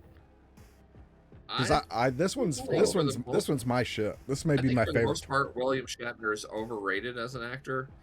TJ Hooker says what? Yeah, no, I like William Shatner. He seems like a fun dude to have on a movie set. You know he's 4,000 years old George I do Takei think seems that. like a more fun dude. Just so we're all clear. because he's gay Oh, sure. in the face. Not because he's gay, because In he's the- a fucking ally, bro. Of the gays. You can't be an Fine. ally if you. I'm are a confusing gay. Tim by saying things. He's like, what? There are also gays that are not allies. A gally. Just so we're clear. Gally. Don't be hating on Caitlyn Jenner. Fuck Caitlyn Jenner. I think you mean I won't dead name. Uh, All right. Let's. So- We don't dead name. We don't dead Yeah, name here. Even though they're the cunt. I all do right, want go to ahead. say. Yeah, I do want to say. I don't know if this movie gets made today. What do you mean? I don't Because know of if this the- movie gets made today because the Out of Time is so hard with the slurs. Have you seen Django Unchained? It would get made today. Depending on who you could get to make it. Right. Because I promise you, 4 white guys aren't making this today. How about that? That's fair. I want to use the N-word a lot. But hey, your brother man Jordan Peele would make it, and he would do a fucking fantastic job. Sure, I love me some Jordan Peele. He already did. He already did some of this, and I didn't think it was great. Get it. So the liberals are not going to like the racial slurs aspect. Maybe. Well, I don't know. But I think if it's, I feel like a lot of people would be shitting on it because it's woke. It's woke. They made the racists look bad. Ignoring the fact that the racists make themselves look bad. You know what we're saying to the racists, though? Fuck them. I agree. Woke culture is just self-aware culture, guys. That's all it is. I don't take it as an insult when you say that I'm somebody who cares about other people. Like, that's not an insult to me. So, right. Wow, that's gay. You can say whatever you want. That's gay in the face. I say things to rile Tim up sometimes. Just watch his expression. I don't think some individuals are too uptight. Like, we can't tell jokes. I don't think we can. I don't think that at all. I don't think we can't tell jokes. But I think some people do get uptight about different things. Oh, sure. They need to chill out about. But yeah. And that's not exclusive to one side or the other either. You know, there's one side that likes to complain. Oh, you can't tell jokes because the liberals get mad. But then you legalize tell a joke comedy. And they're like, oh, why are you guys so mean to me? Yeah. All right. No, it's bad. Let's drive this puppy back into the garage for one more week. We got one more thing to talk about this movie, which was what is the controversy? We're going back to the first segment, Time Out with Vic Morrow. He had a pretty big career at this point. Unfortunately, due to negligence on so many fucking fronts, the studio wanted reshoots, Dave. This is what I was trying to put the restraints on you earlier, because they thought that his character was so unforgivable and so hated, they needed to give him some kind of redemption at the end. So he was going to, in that Vietnam segment, carry 2 children out from okay. Yeah, so that was the original script. That was the reshoot plan. Yeah. And so he was going to carry these 2 children out in the water, and during this bombardment, bombs going off, and everything going on. But John Landis and other people, some things happened, and while Vic Morrow was trying to do this shoot, the helicopter crashed and killed him and 2 children. Oh, shit. It is heavy. And I'm so gaslit into what that is. I was gaslit into thinking that's actually what happened in the movie. Not them dying, obviously, but him saving the children. But yeah, they wanted these shots, and John Landis at that time, in this era of movie making, directors were like, give me your blood, sweat, and tears, or it's not good enough. It was this whole thing. And he wanted the helicopter to fly lower, and he wanted the pyrotechnics to be bigger. And the helicopter pilot claims that he wasn't told of these kinds of things, and the children were hired off of kind of like side actors, not through unions, because they could skirt around the curfews and the time they could use them. And it's this whole fucking pile of just negligence on so many fronts, and it's terrible and should never have happened. Allegedly, because in the end, a court of law decided that everything was okay. A 10-month Bunny trial. talks. A 10-month trial, and for manslaughter, for all this negligence and stuff, they were able to walk free. During this 10-month trial, Vic Morrow's funeral is held, and one John Landis shows up uninvited and gives a eulogy. Uninvited and gives a eulogy. And that is one of the craziest things I've ever heard in my entire fucking life. This is a crazy part of cinema, not just horror movie cinema, but just cinema history. And they were essentially let go from repercussions of this, even though I feel like he lived with those repercussions. His career never really picked back up from this, to me. And I mean, and he was John Landis did American Werewolf in London, which is one of my favorite horror movies of all times. Me too. But he shot a porno movie so that there could be a porno movie in the movie American Werewolf in London, allegedly. Some people say he didn't actually shoot a porno movie, but other people said no, he shot a porno movie just so he can take clips to put into his horror movie.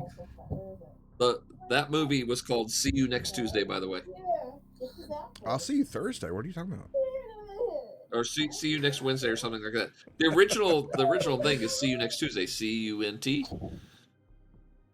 So I think the movie within the movie is See You Next Thursday or See You Next Wednesday. Me and Dave already knew of this whole spiel for years. For me, decades, kind of for me. So I assumed me and Dave were the same. I figured Jeff would be in our camp, who preemptively is in our camp.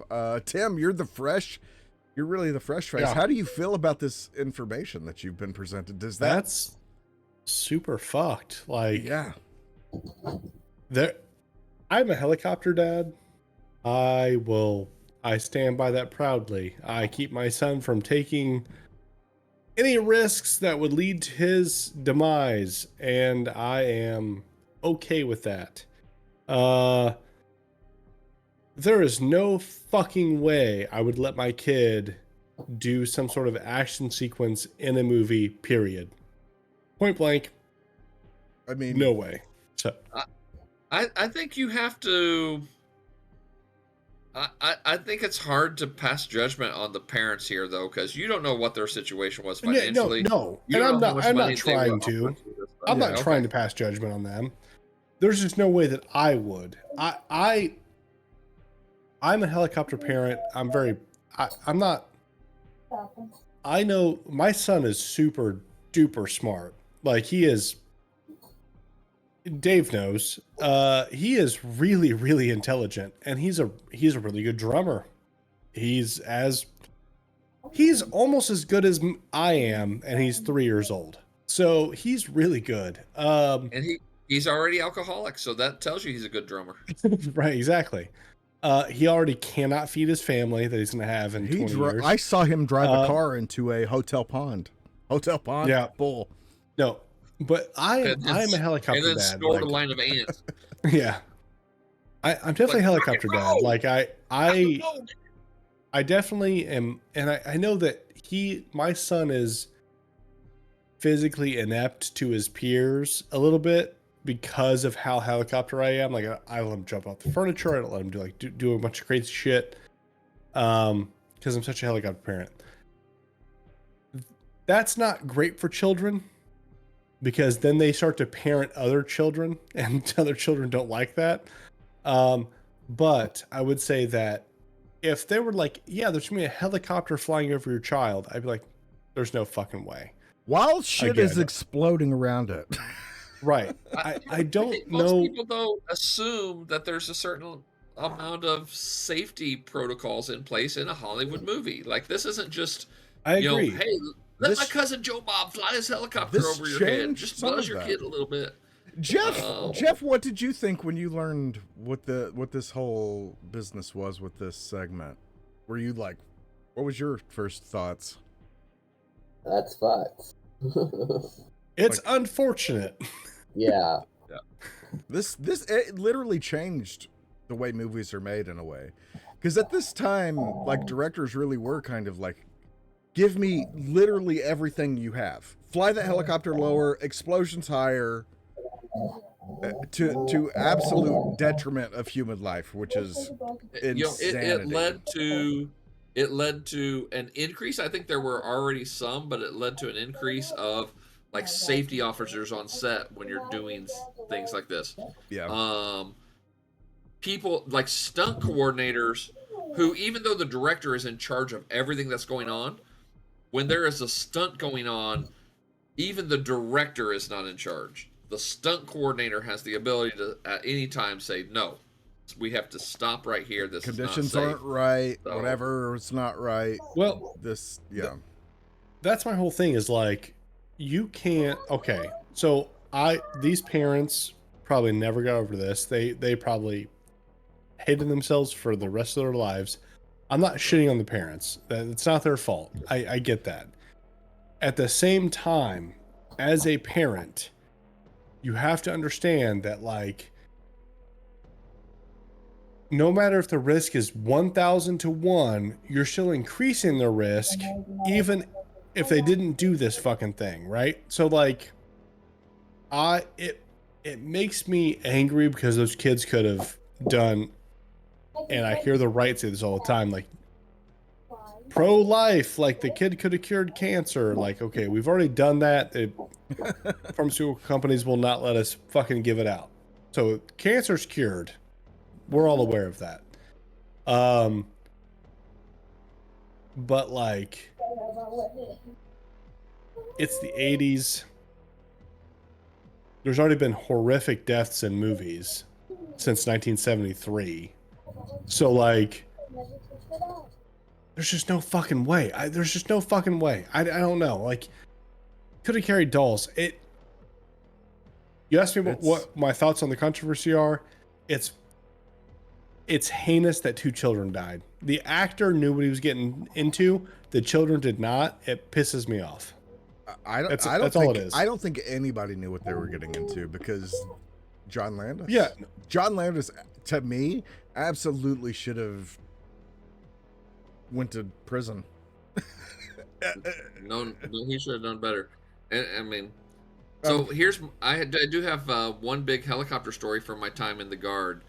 Our unit was preparing for JACO, which is this big like testing battleground where you prove as much as you can your readiness to go to actual combat. And so we were doing a lot of things. We were part of what they had initially branded as the 113th Brigade Separate. So typically in a military structure, you have a division of infantry. That's all they do is infantry. But they can't support themselves, so you have to have a division of artillery assigned to work with them, and then you have to have a division of medical to support them, and you have to have all these different divisions. Well, the Indiana Guard said, let's do something a little bit different, and so we were part of that. Do something different. It was the 113th. We were known as the 113th Brigade Separate. So the idea was that on a much smaller scale, our brigade would have all those different elements. So instead of like huge divisions, our brigade was self-supporting. We had infantry, we had mechanical, we had mecha infantry, we had supply side, we had medical, we had everything. And part of this was we were kind of prep training. I call it air assault light. We had the option, they told us we were going to have the option to go to air assault school, but we did learn how to do some air assault stuff. And one of the things we trained for 2 weekends, how to sling load Humvees. And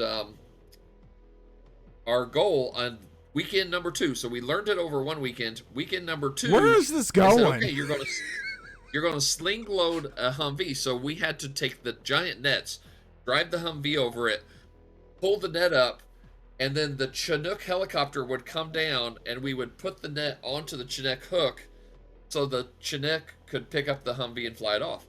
I was the guy on top of the Humvee. So I'm standing on top of a Humvee, and there are 4 soldiers on the ground that pull the net up, hand me the pieces of the net so I can put it on the hook on the bottom of the Chinook, so the Chinook can fly off with the Humvee. And when we were training, and the if you don't know what a Chinook is, the Chinook is the iconic helicopter that has a propeller in the front and a separate propeller in the back. It's the one in Grand Theft Auto, guys, that has the Bombay doors at the back that you can drive a car into. I'm not going to be on that, even if fucking Uncle Sam ordered me to. It's called the Cargo Bob. That's the Chinook helicopter. Fucking Bob's your uncle. I'm not getting on that shit. A Chinook is a cargo helicopter. So when we were training, and they're telling me, Hyatt, you're going to be on top of the helicopter. You're going to do this. You're going to do this. Keep your head down.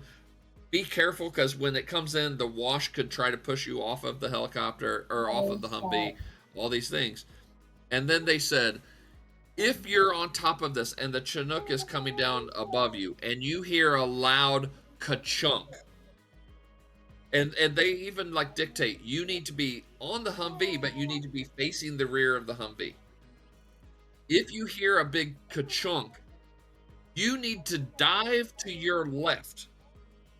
Because when the engines that run the propellers for the Chinook die, it will fall to its left, which will be your right.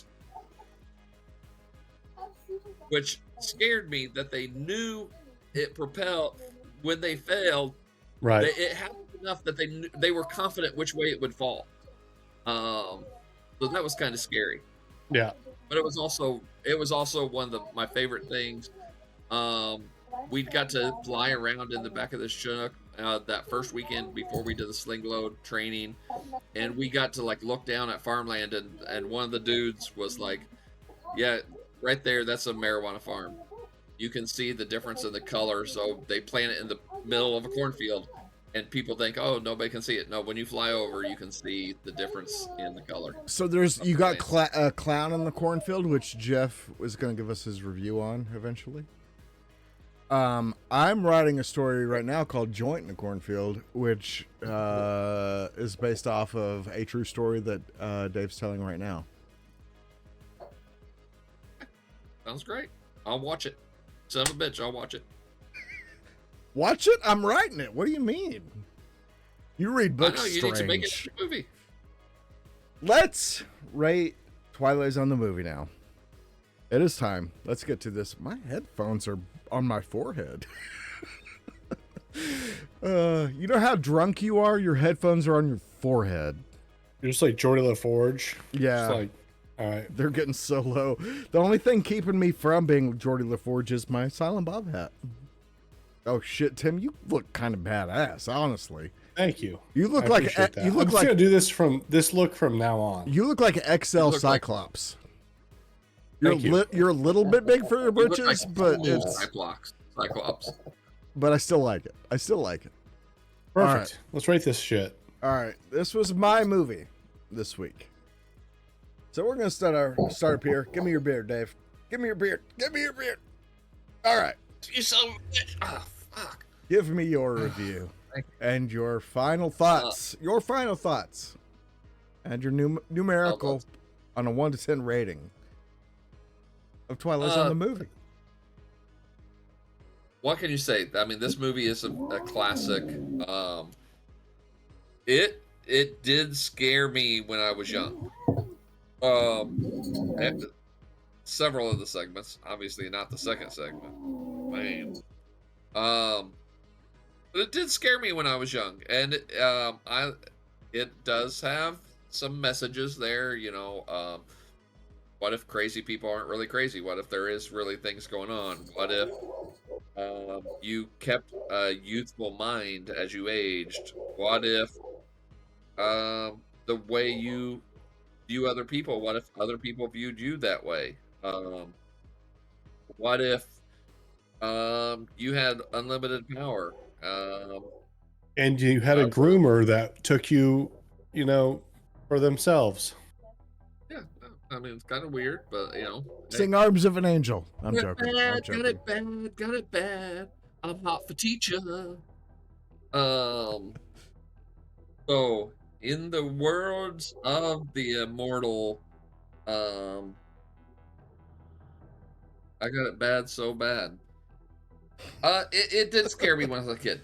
Nostalgia is a hell of a drug, and when Absolutely. I rewatched it, I'm like, I was much more disturbed. I'm just hardened by time and by life at I guess at this point. It's still a classic movie. It still holds up very well, but it's not scary. Almost any of it is not scary. So I think it is a good movie. I'm gonna give it a 7 in heaven. Okay, damn. All right. 7 from Dave. We got a new chatter. Polar Nights as a barber. I love this show. It is every stage of beard growth. Absolutely. That is something we try to put forth every week. Also, the whorehouse is also every stage of beard growth. Welcome. We have Tim with his light beard. We have Chris with his heavier beard. We have Jeff with the slightly heavier beard. I'm more mustache heavy. Dave. I'm more mustache heavy. Dave with the homeless beard. Yeah. Yeah, we have Dave. If we combine me and Tim and Jeff, you get a Dave. Yeah, exactly. We're like a Megazord from Power Rangers. Yeah. All right. And Jeff, Dave is the finale. what does your beard have to say about Twilight Zone the movie? Sadly, I can't risk getting a beard. Ah, my heart. Polar Nights. Hey, just get a crotch beard. It'll be all right. This is America, man. Go ahead, Jeff. Go ahead, It's Jeff. America. Give us your thoughts, buddy.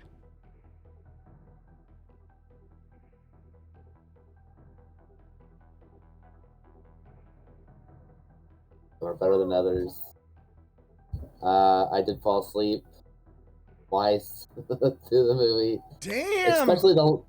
Especially the last part. You broke my heart, Jeff. You broke my heart. The best part of the like the most exciting part of the entire movie. Jeff, you make me not want to wear a hat. I think Jeff has ADHD like me. When he gets an adrenaline dump, he just falls asleep. Yeah.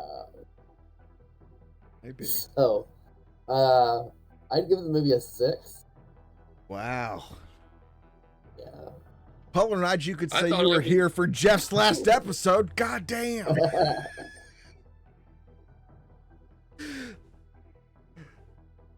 My girlfriend told me if I get a beard, she grows a 70s bush, and after Googling and seeing what sadly can't be unseen, baby face. There is nothing wrong with the bush, dog. Yeah, go for it. Tell her to go for it, man. Yeah. I mean, It's gonna hold all those juices in, all that flavor. As a married man, it depends on what gardening tell you you. plan to do. I can tell you, my So- wife has never had a 70s bush. If she did, wouldn't stop me. I can tell you, I'll dive into that jungle. I don't give a fuck. I don't know All how right. I'm gonna edit this episode for YouTube. Is essentially You're not. I won't. It's fine. It is fine because 4 people watch it, and so why would I? I test her resolve when bikini season starts. For now, I'm playing it safe. Okay. It's still kind of cool. You still have some frosty days. I don't know where you are, buddy, but you know sometimes Yeah, we have it 4 gets- you get seasons some- here. You get some frost warnings right now during the springtime. So, If In you're Indiana, worried you about, get all 4 seasons in one day. yeah, you're not lying. now If you're worried about pubic hair, you need to reprioritize. All right, so my turn. yes, go.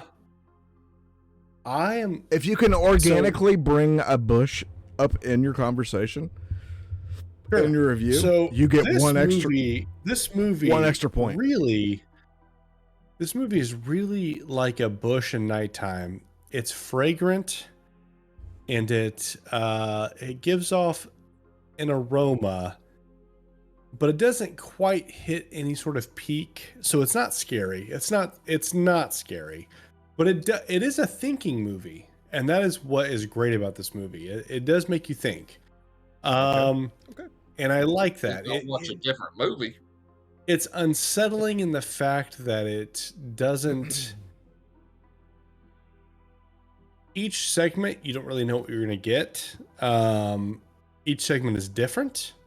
Yeah. It's unsettling, and it makes you think between segments. It's really, really good. So, like, first segment, never saw the monster coming, right? Second segment, never see the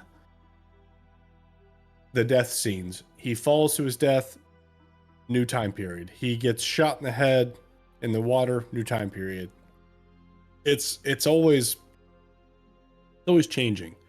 And the third segment snuck up on me. I didn't see it coming. It was great.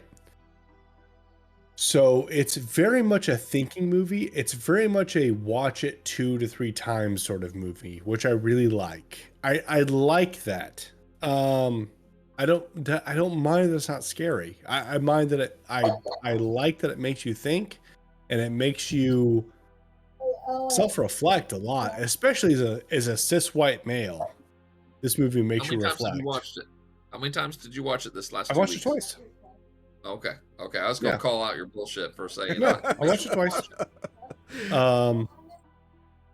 It makes you watch it a couple times, so I like that. So I'll give it a 7, like Dave. 7 in heaven.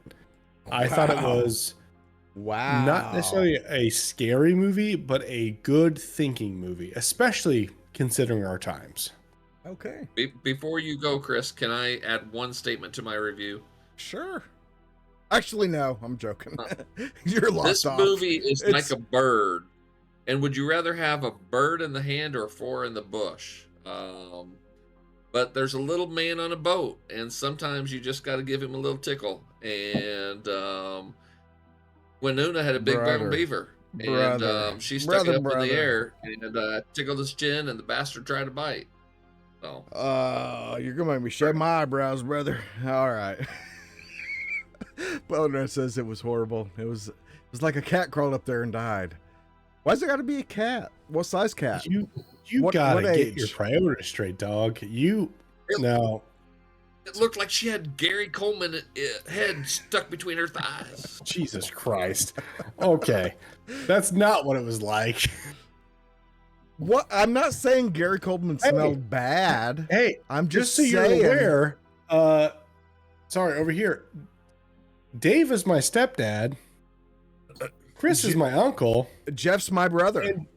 And Jeff's a random stranger I gave a reach around to one time, and he was like, I want to join your podcast. Like, all right, it's fine. You're going to talk about my twin brother, Jeff, that way. That is so horrible. Yeah, to both of us. Like that's you got to get over. Okay. As a married man to an autistic woman, you got to get over your fucking, your feeling autism.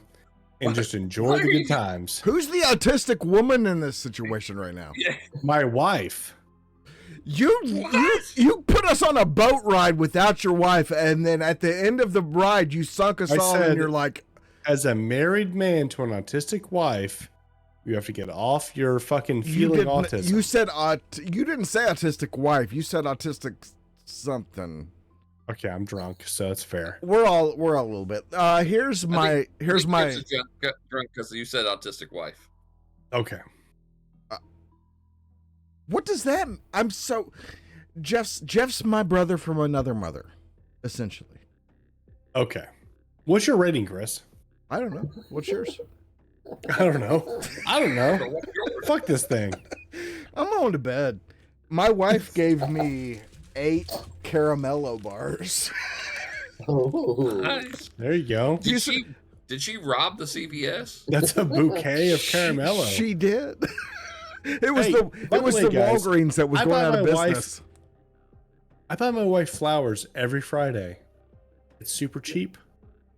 Buy your wife flowers every Friday. It's a great thing to do. Life hack. Give your husband caramello bars. There you go. Every Friday on the way home from work, guys, swing by the funeral home. They probably got some flowers you can pick up for free. There's bodies for free. Flower bodies. We don't condone human rape bodies for free. All right. This episode has been the most rambly, maybe episode of all time. Hit us. What's your rating? I love the Dan Aykroyd wraparound on this. I think it's fantastic. I love it. Can we call it a reach around? You can. I won't. You can. I am bummed by the controversy that surrounds one segment of this. Even though it's a good segment the way it is, I understand why they wanted reshoots for it, because he is pretty a shithead. He is pretty bad. But at the same time, the way that it is more Twilight Zone-y. Like, you reap what you sow, like Dave said. So the real villain is studio interference. Amen, brother. And my favorite segment is the John Lithgow, the 20,000 feet, there's a monster, maybe on the plane, maybe not, maybe I'm sweating my ass off, maybe you're not, maybe, but I am. That's a big thing with hats, is it sucks up all the sweat from up here. Gotta love it. Nice. Love it. I do not love the segment with Nancy Cartwright, who I did not realize in my frontal lobe that that's who that was, but I did know who that was. It's so weird, Jeff. It's so weird, dude. Because as soon as you said that, I'm like, holy shit, it is. But everything considered, I did not write my review down, my overall thoughts. Usually I put some like little notes to remind myself. This is how you remind me of what I really am. We sang like I was like the third there, the higher third. Hell yeah.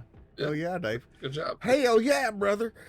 I'm a big effects guy, and I don't think that this movie, makeup effects guy, I don't think this movie has great, for the time, makeup effects going on.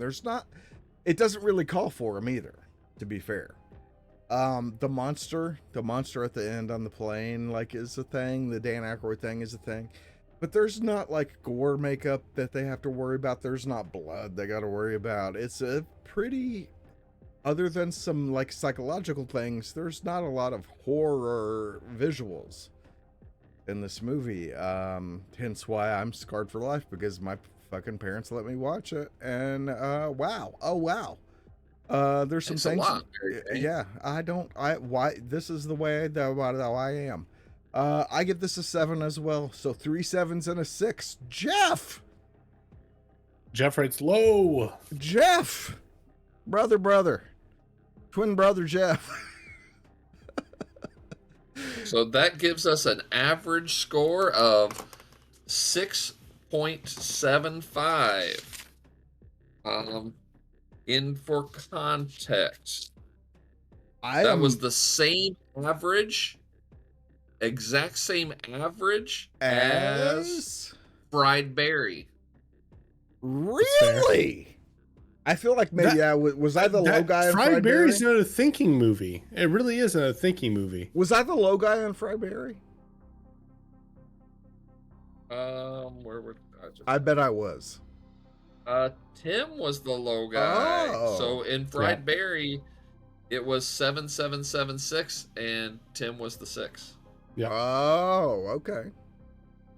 Jeff, final call. Do you want to stick with the 6? Yes. All right. I like your moxie, Jeff. That's why you're here. Stand by your man, Jeff. But as we were talking, I looked at my notes and I was like, holy shit, I usually have an overall section at the end that has my number and some things I can rap on for a second. I didn't for this one, which is because I knew what I already knew. I already knew what this was.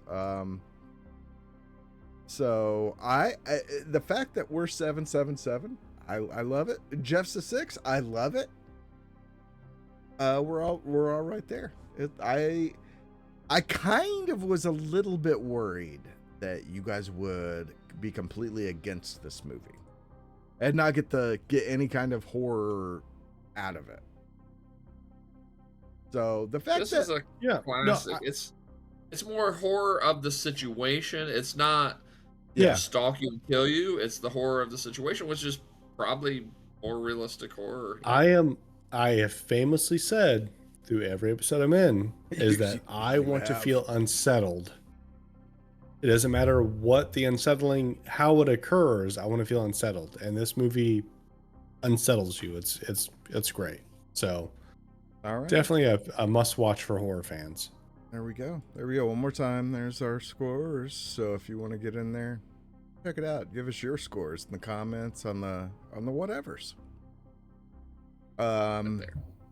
But coming up in just a couple more weeks, we're going to be doing some more Twilight Zone, to the chagrin of these three guys, maybe.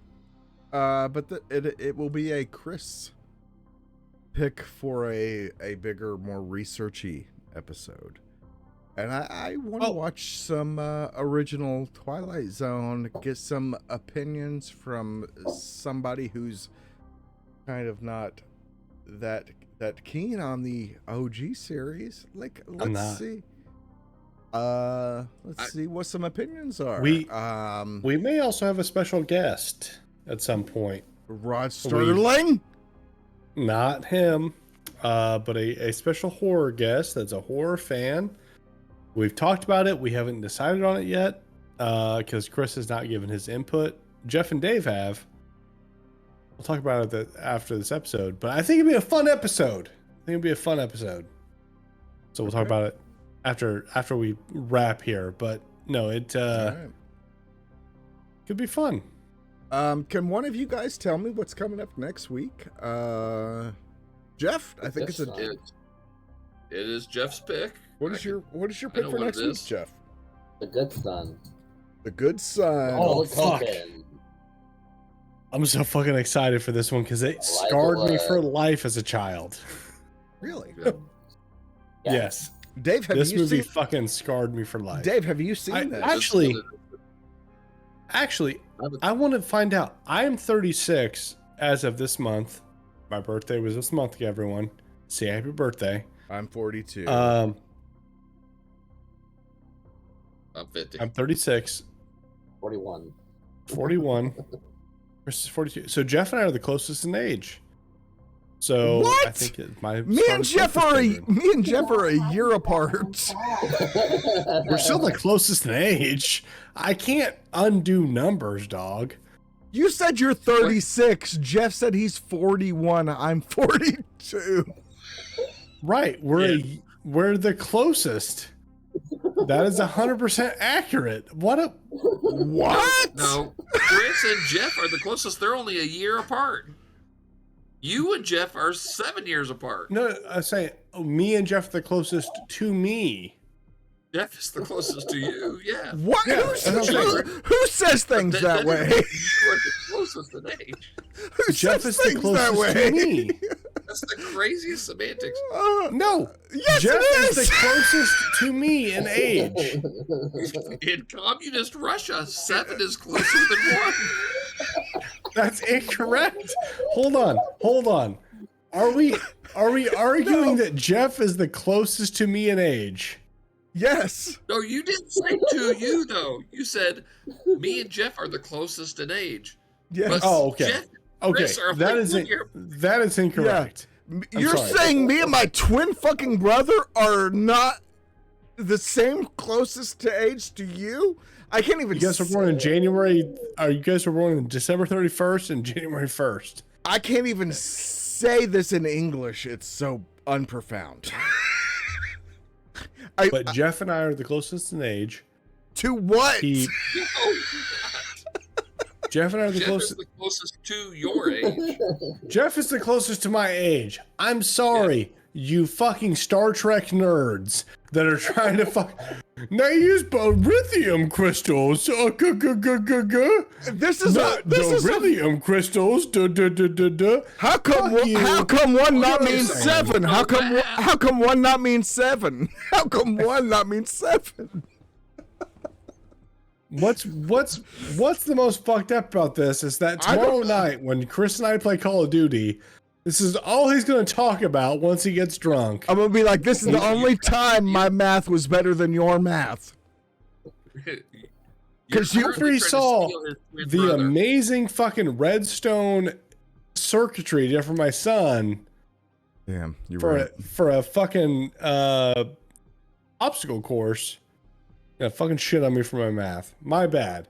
Jeff is the closest to my age, so he may have watched The Good Son at an age that made him feel fucking weird about this movie. There you go.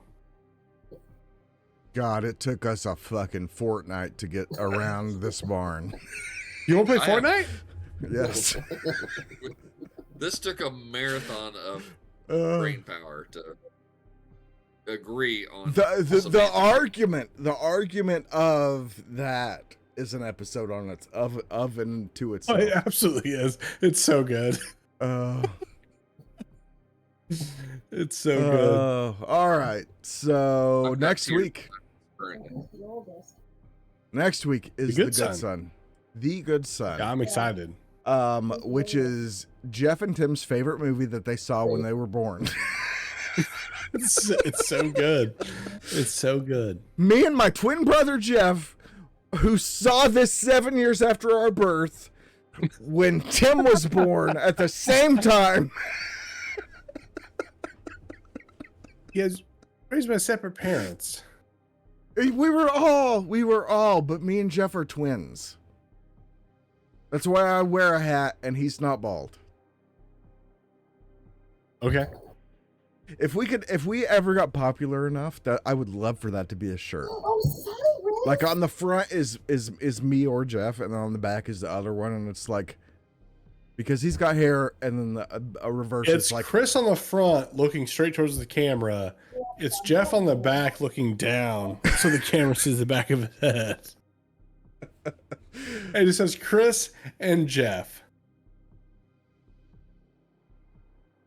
That's phenomenal. We need 1 year apart twins.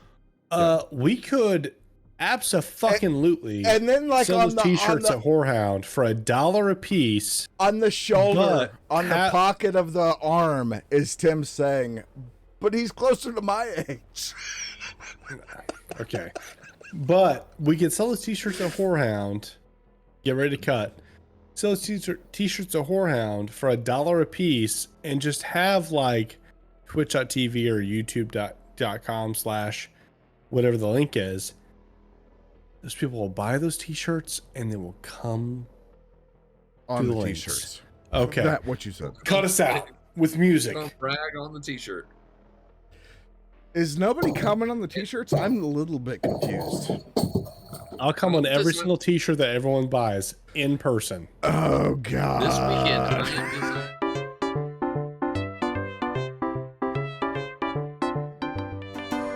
I cannot 70s Bush. I cannot hit technical difficulties one more time, Dave. You don't have to. I think me saying I'll come on every single t-shirt is wins. more He wins incendiary than Dave saying full Bush on a t-shirt. This seems targeted. Yes, I don't know what I don't know what I being should discriminated leave against. in this episode for when I edit this. Not that I really just edit the beginning and the end and then let what happens in the middle just kind of happen. Right. It's its Perfect. own thing, So man. the end is I'll come on every t-shirt that everyone buys. I'm gonna end on that. See you guys at Whorehound. Yeah, in September and March. It's up there. I'll save up. Why is this t-shirt so stiff? Yeah. You're welcome. Oh my God. Shout out your stands. All right. Well, let's get out of here, I guess. You should have cut it on all these great fucking ending fucking quotes we've given you. God damn it, Chris. Nobody watches it as is. We gotta compile. And that's the edit right there. That's the edit. Yeah. You saying we gotta compile and then just cut the fucking video. Okay, goodbye everyone. Or the Patreons.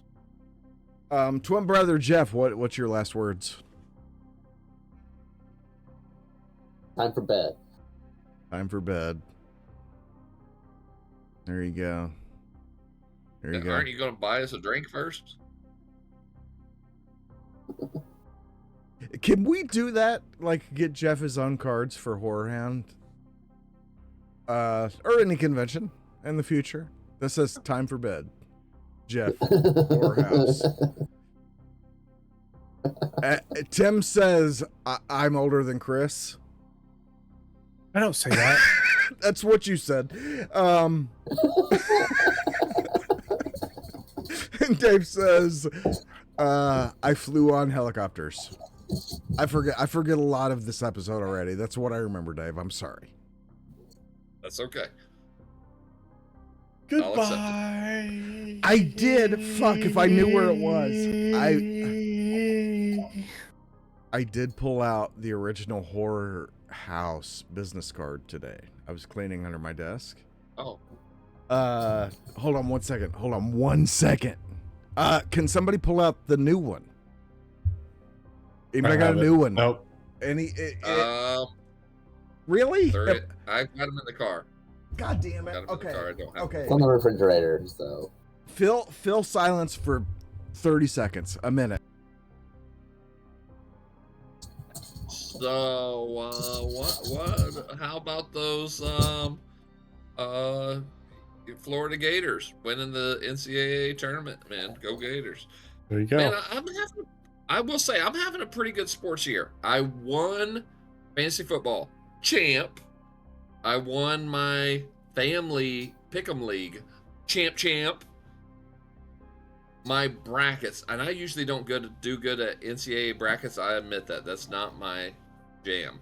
I had 1 year that I was like in the top 99th percentile, amazing, and then come Elite 8, it just fucking fell apart on me. But this year, I was in it to win it. If Houston had won, I would have won the work brackets. They lost. Florida won. So I ended up 4th place.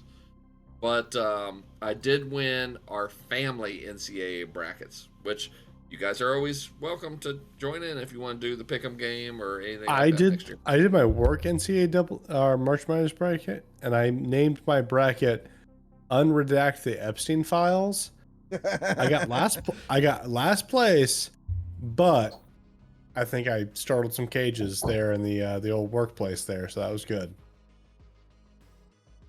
All of a sudden, all of the people in your workplace were like, "This needs to stay private." Yeah. Damn, when I got this light on, I feel like I'm a little bit more cinematic. I kind of love this lighting that it gives me. Your shadowing is good. Yeah, here's Batman with Ace the Bat Dog. It's hot. I had to move him to get to. He's very much a Mexican Diablo dog. Mexican American. Oh shit, you can't see it as good as I was hoping you could. Oh shit, hold on one second. Very nice. I don't have any of the new cards on me. Here's the original. Oh shit, here it is. You can kind of see it a little bit. Here's our OG from a couple years ago. Dave gave me a couple. I don't go to situations that I can give this out to, so I got a couple still left. Here's the OG Horror House podcast thing. Here is the new one. Look at that. It's hot. Look at that. It's a nice card. Look at that. And on the back, I will tell you that at the Horror Hound, I was handing out cards like candy. Look at that. Dave kept telling me thank you because I was just like going out like, I'm going to go see if anyone wants a card. kept running around like handing out cards like candy. The cards are really nice. QR code is very nice. It's great. You guys should definitely check us out. We're super nice dudes. I would say that Subscribe, like, comment, do all the things, man. It really helps out. it does. Look at that. Look at also, that beast. if you're on the Twitch, I understand being fucking weird about being social. We will not call you out for bullshit. Just say hi. We'll say hey, and we're not gonna like fucking bombard you with questions. We're saying hey, thank you for coming on in. Talk to We're us. busy calling each other out for bullshit.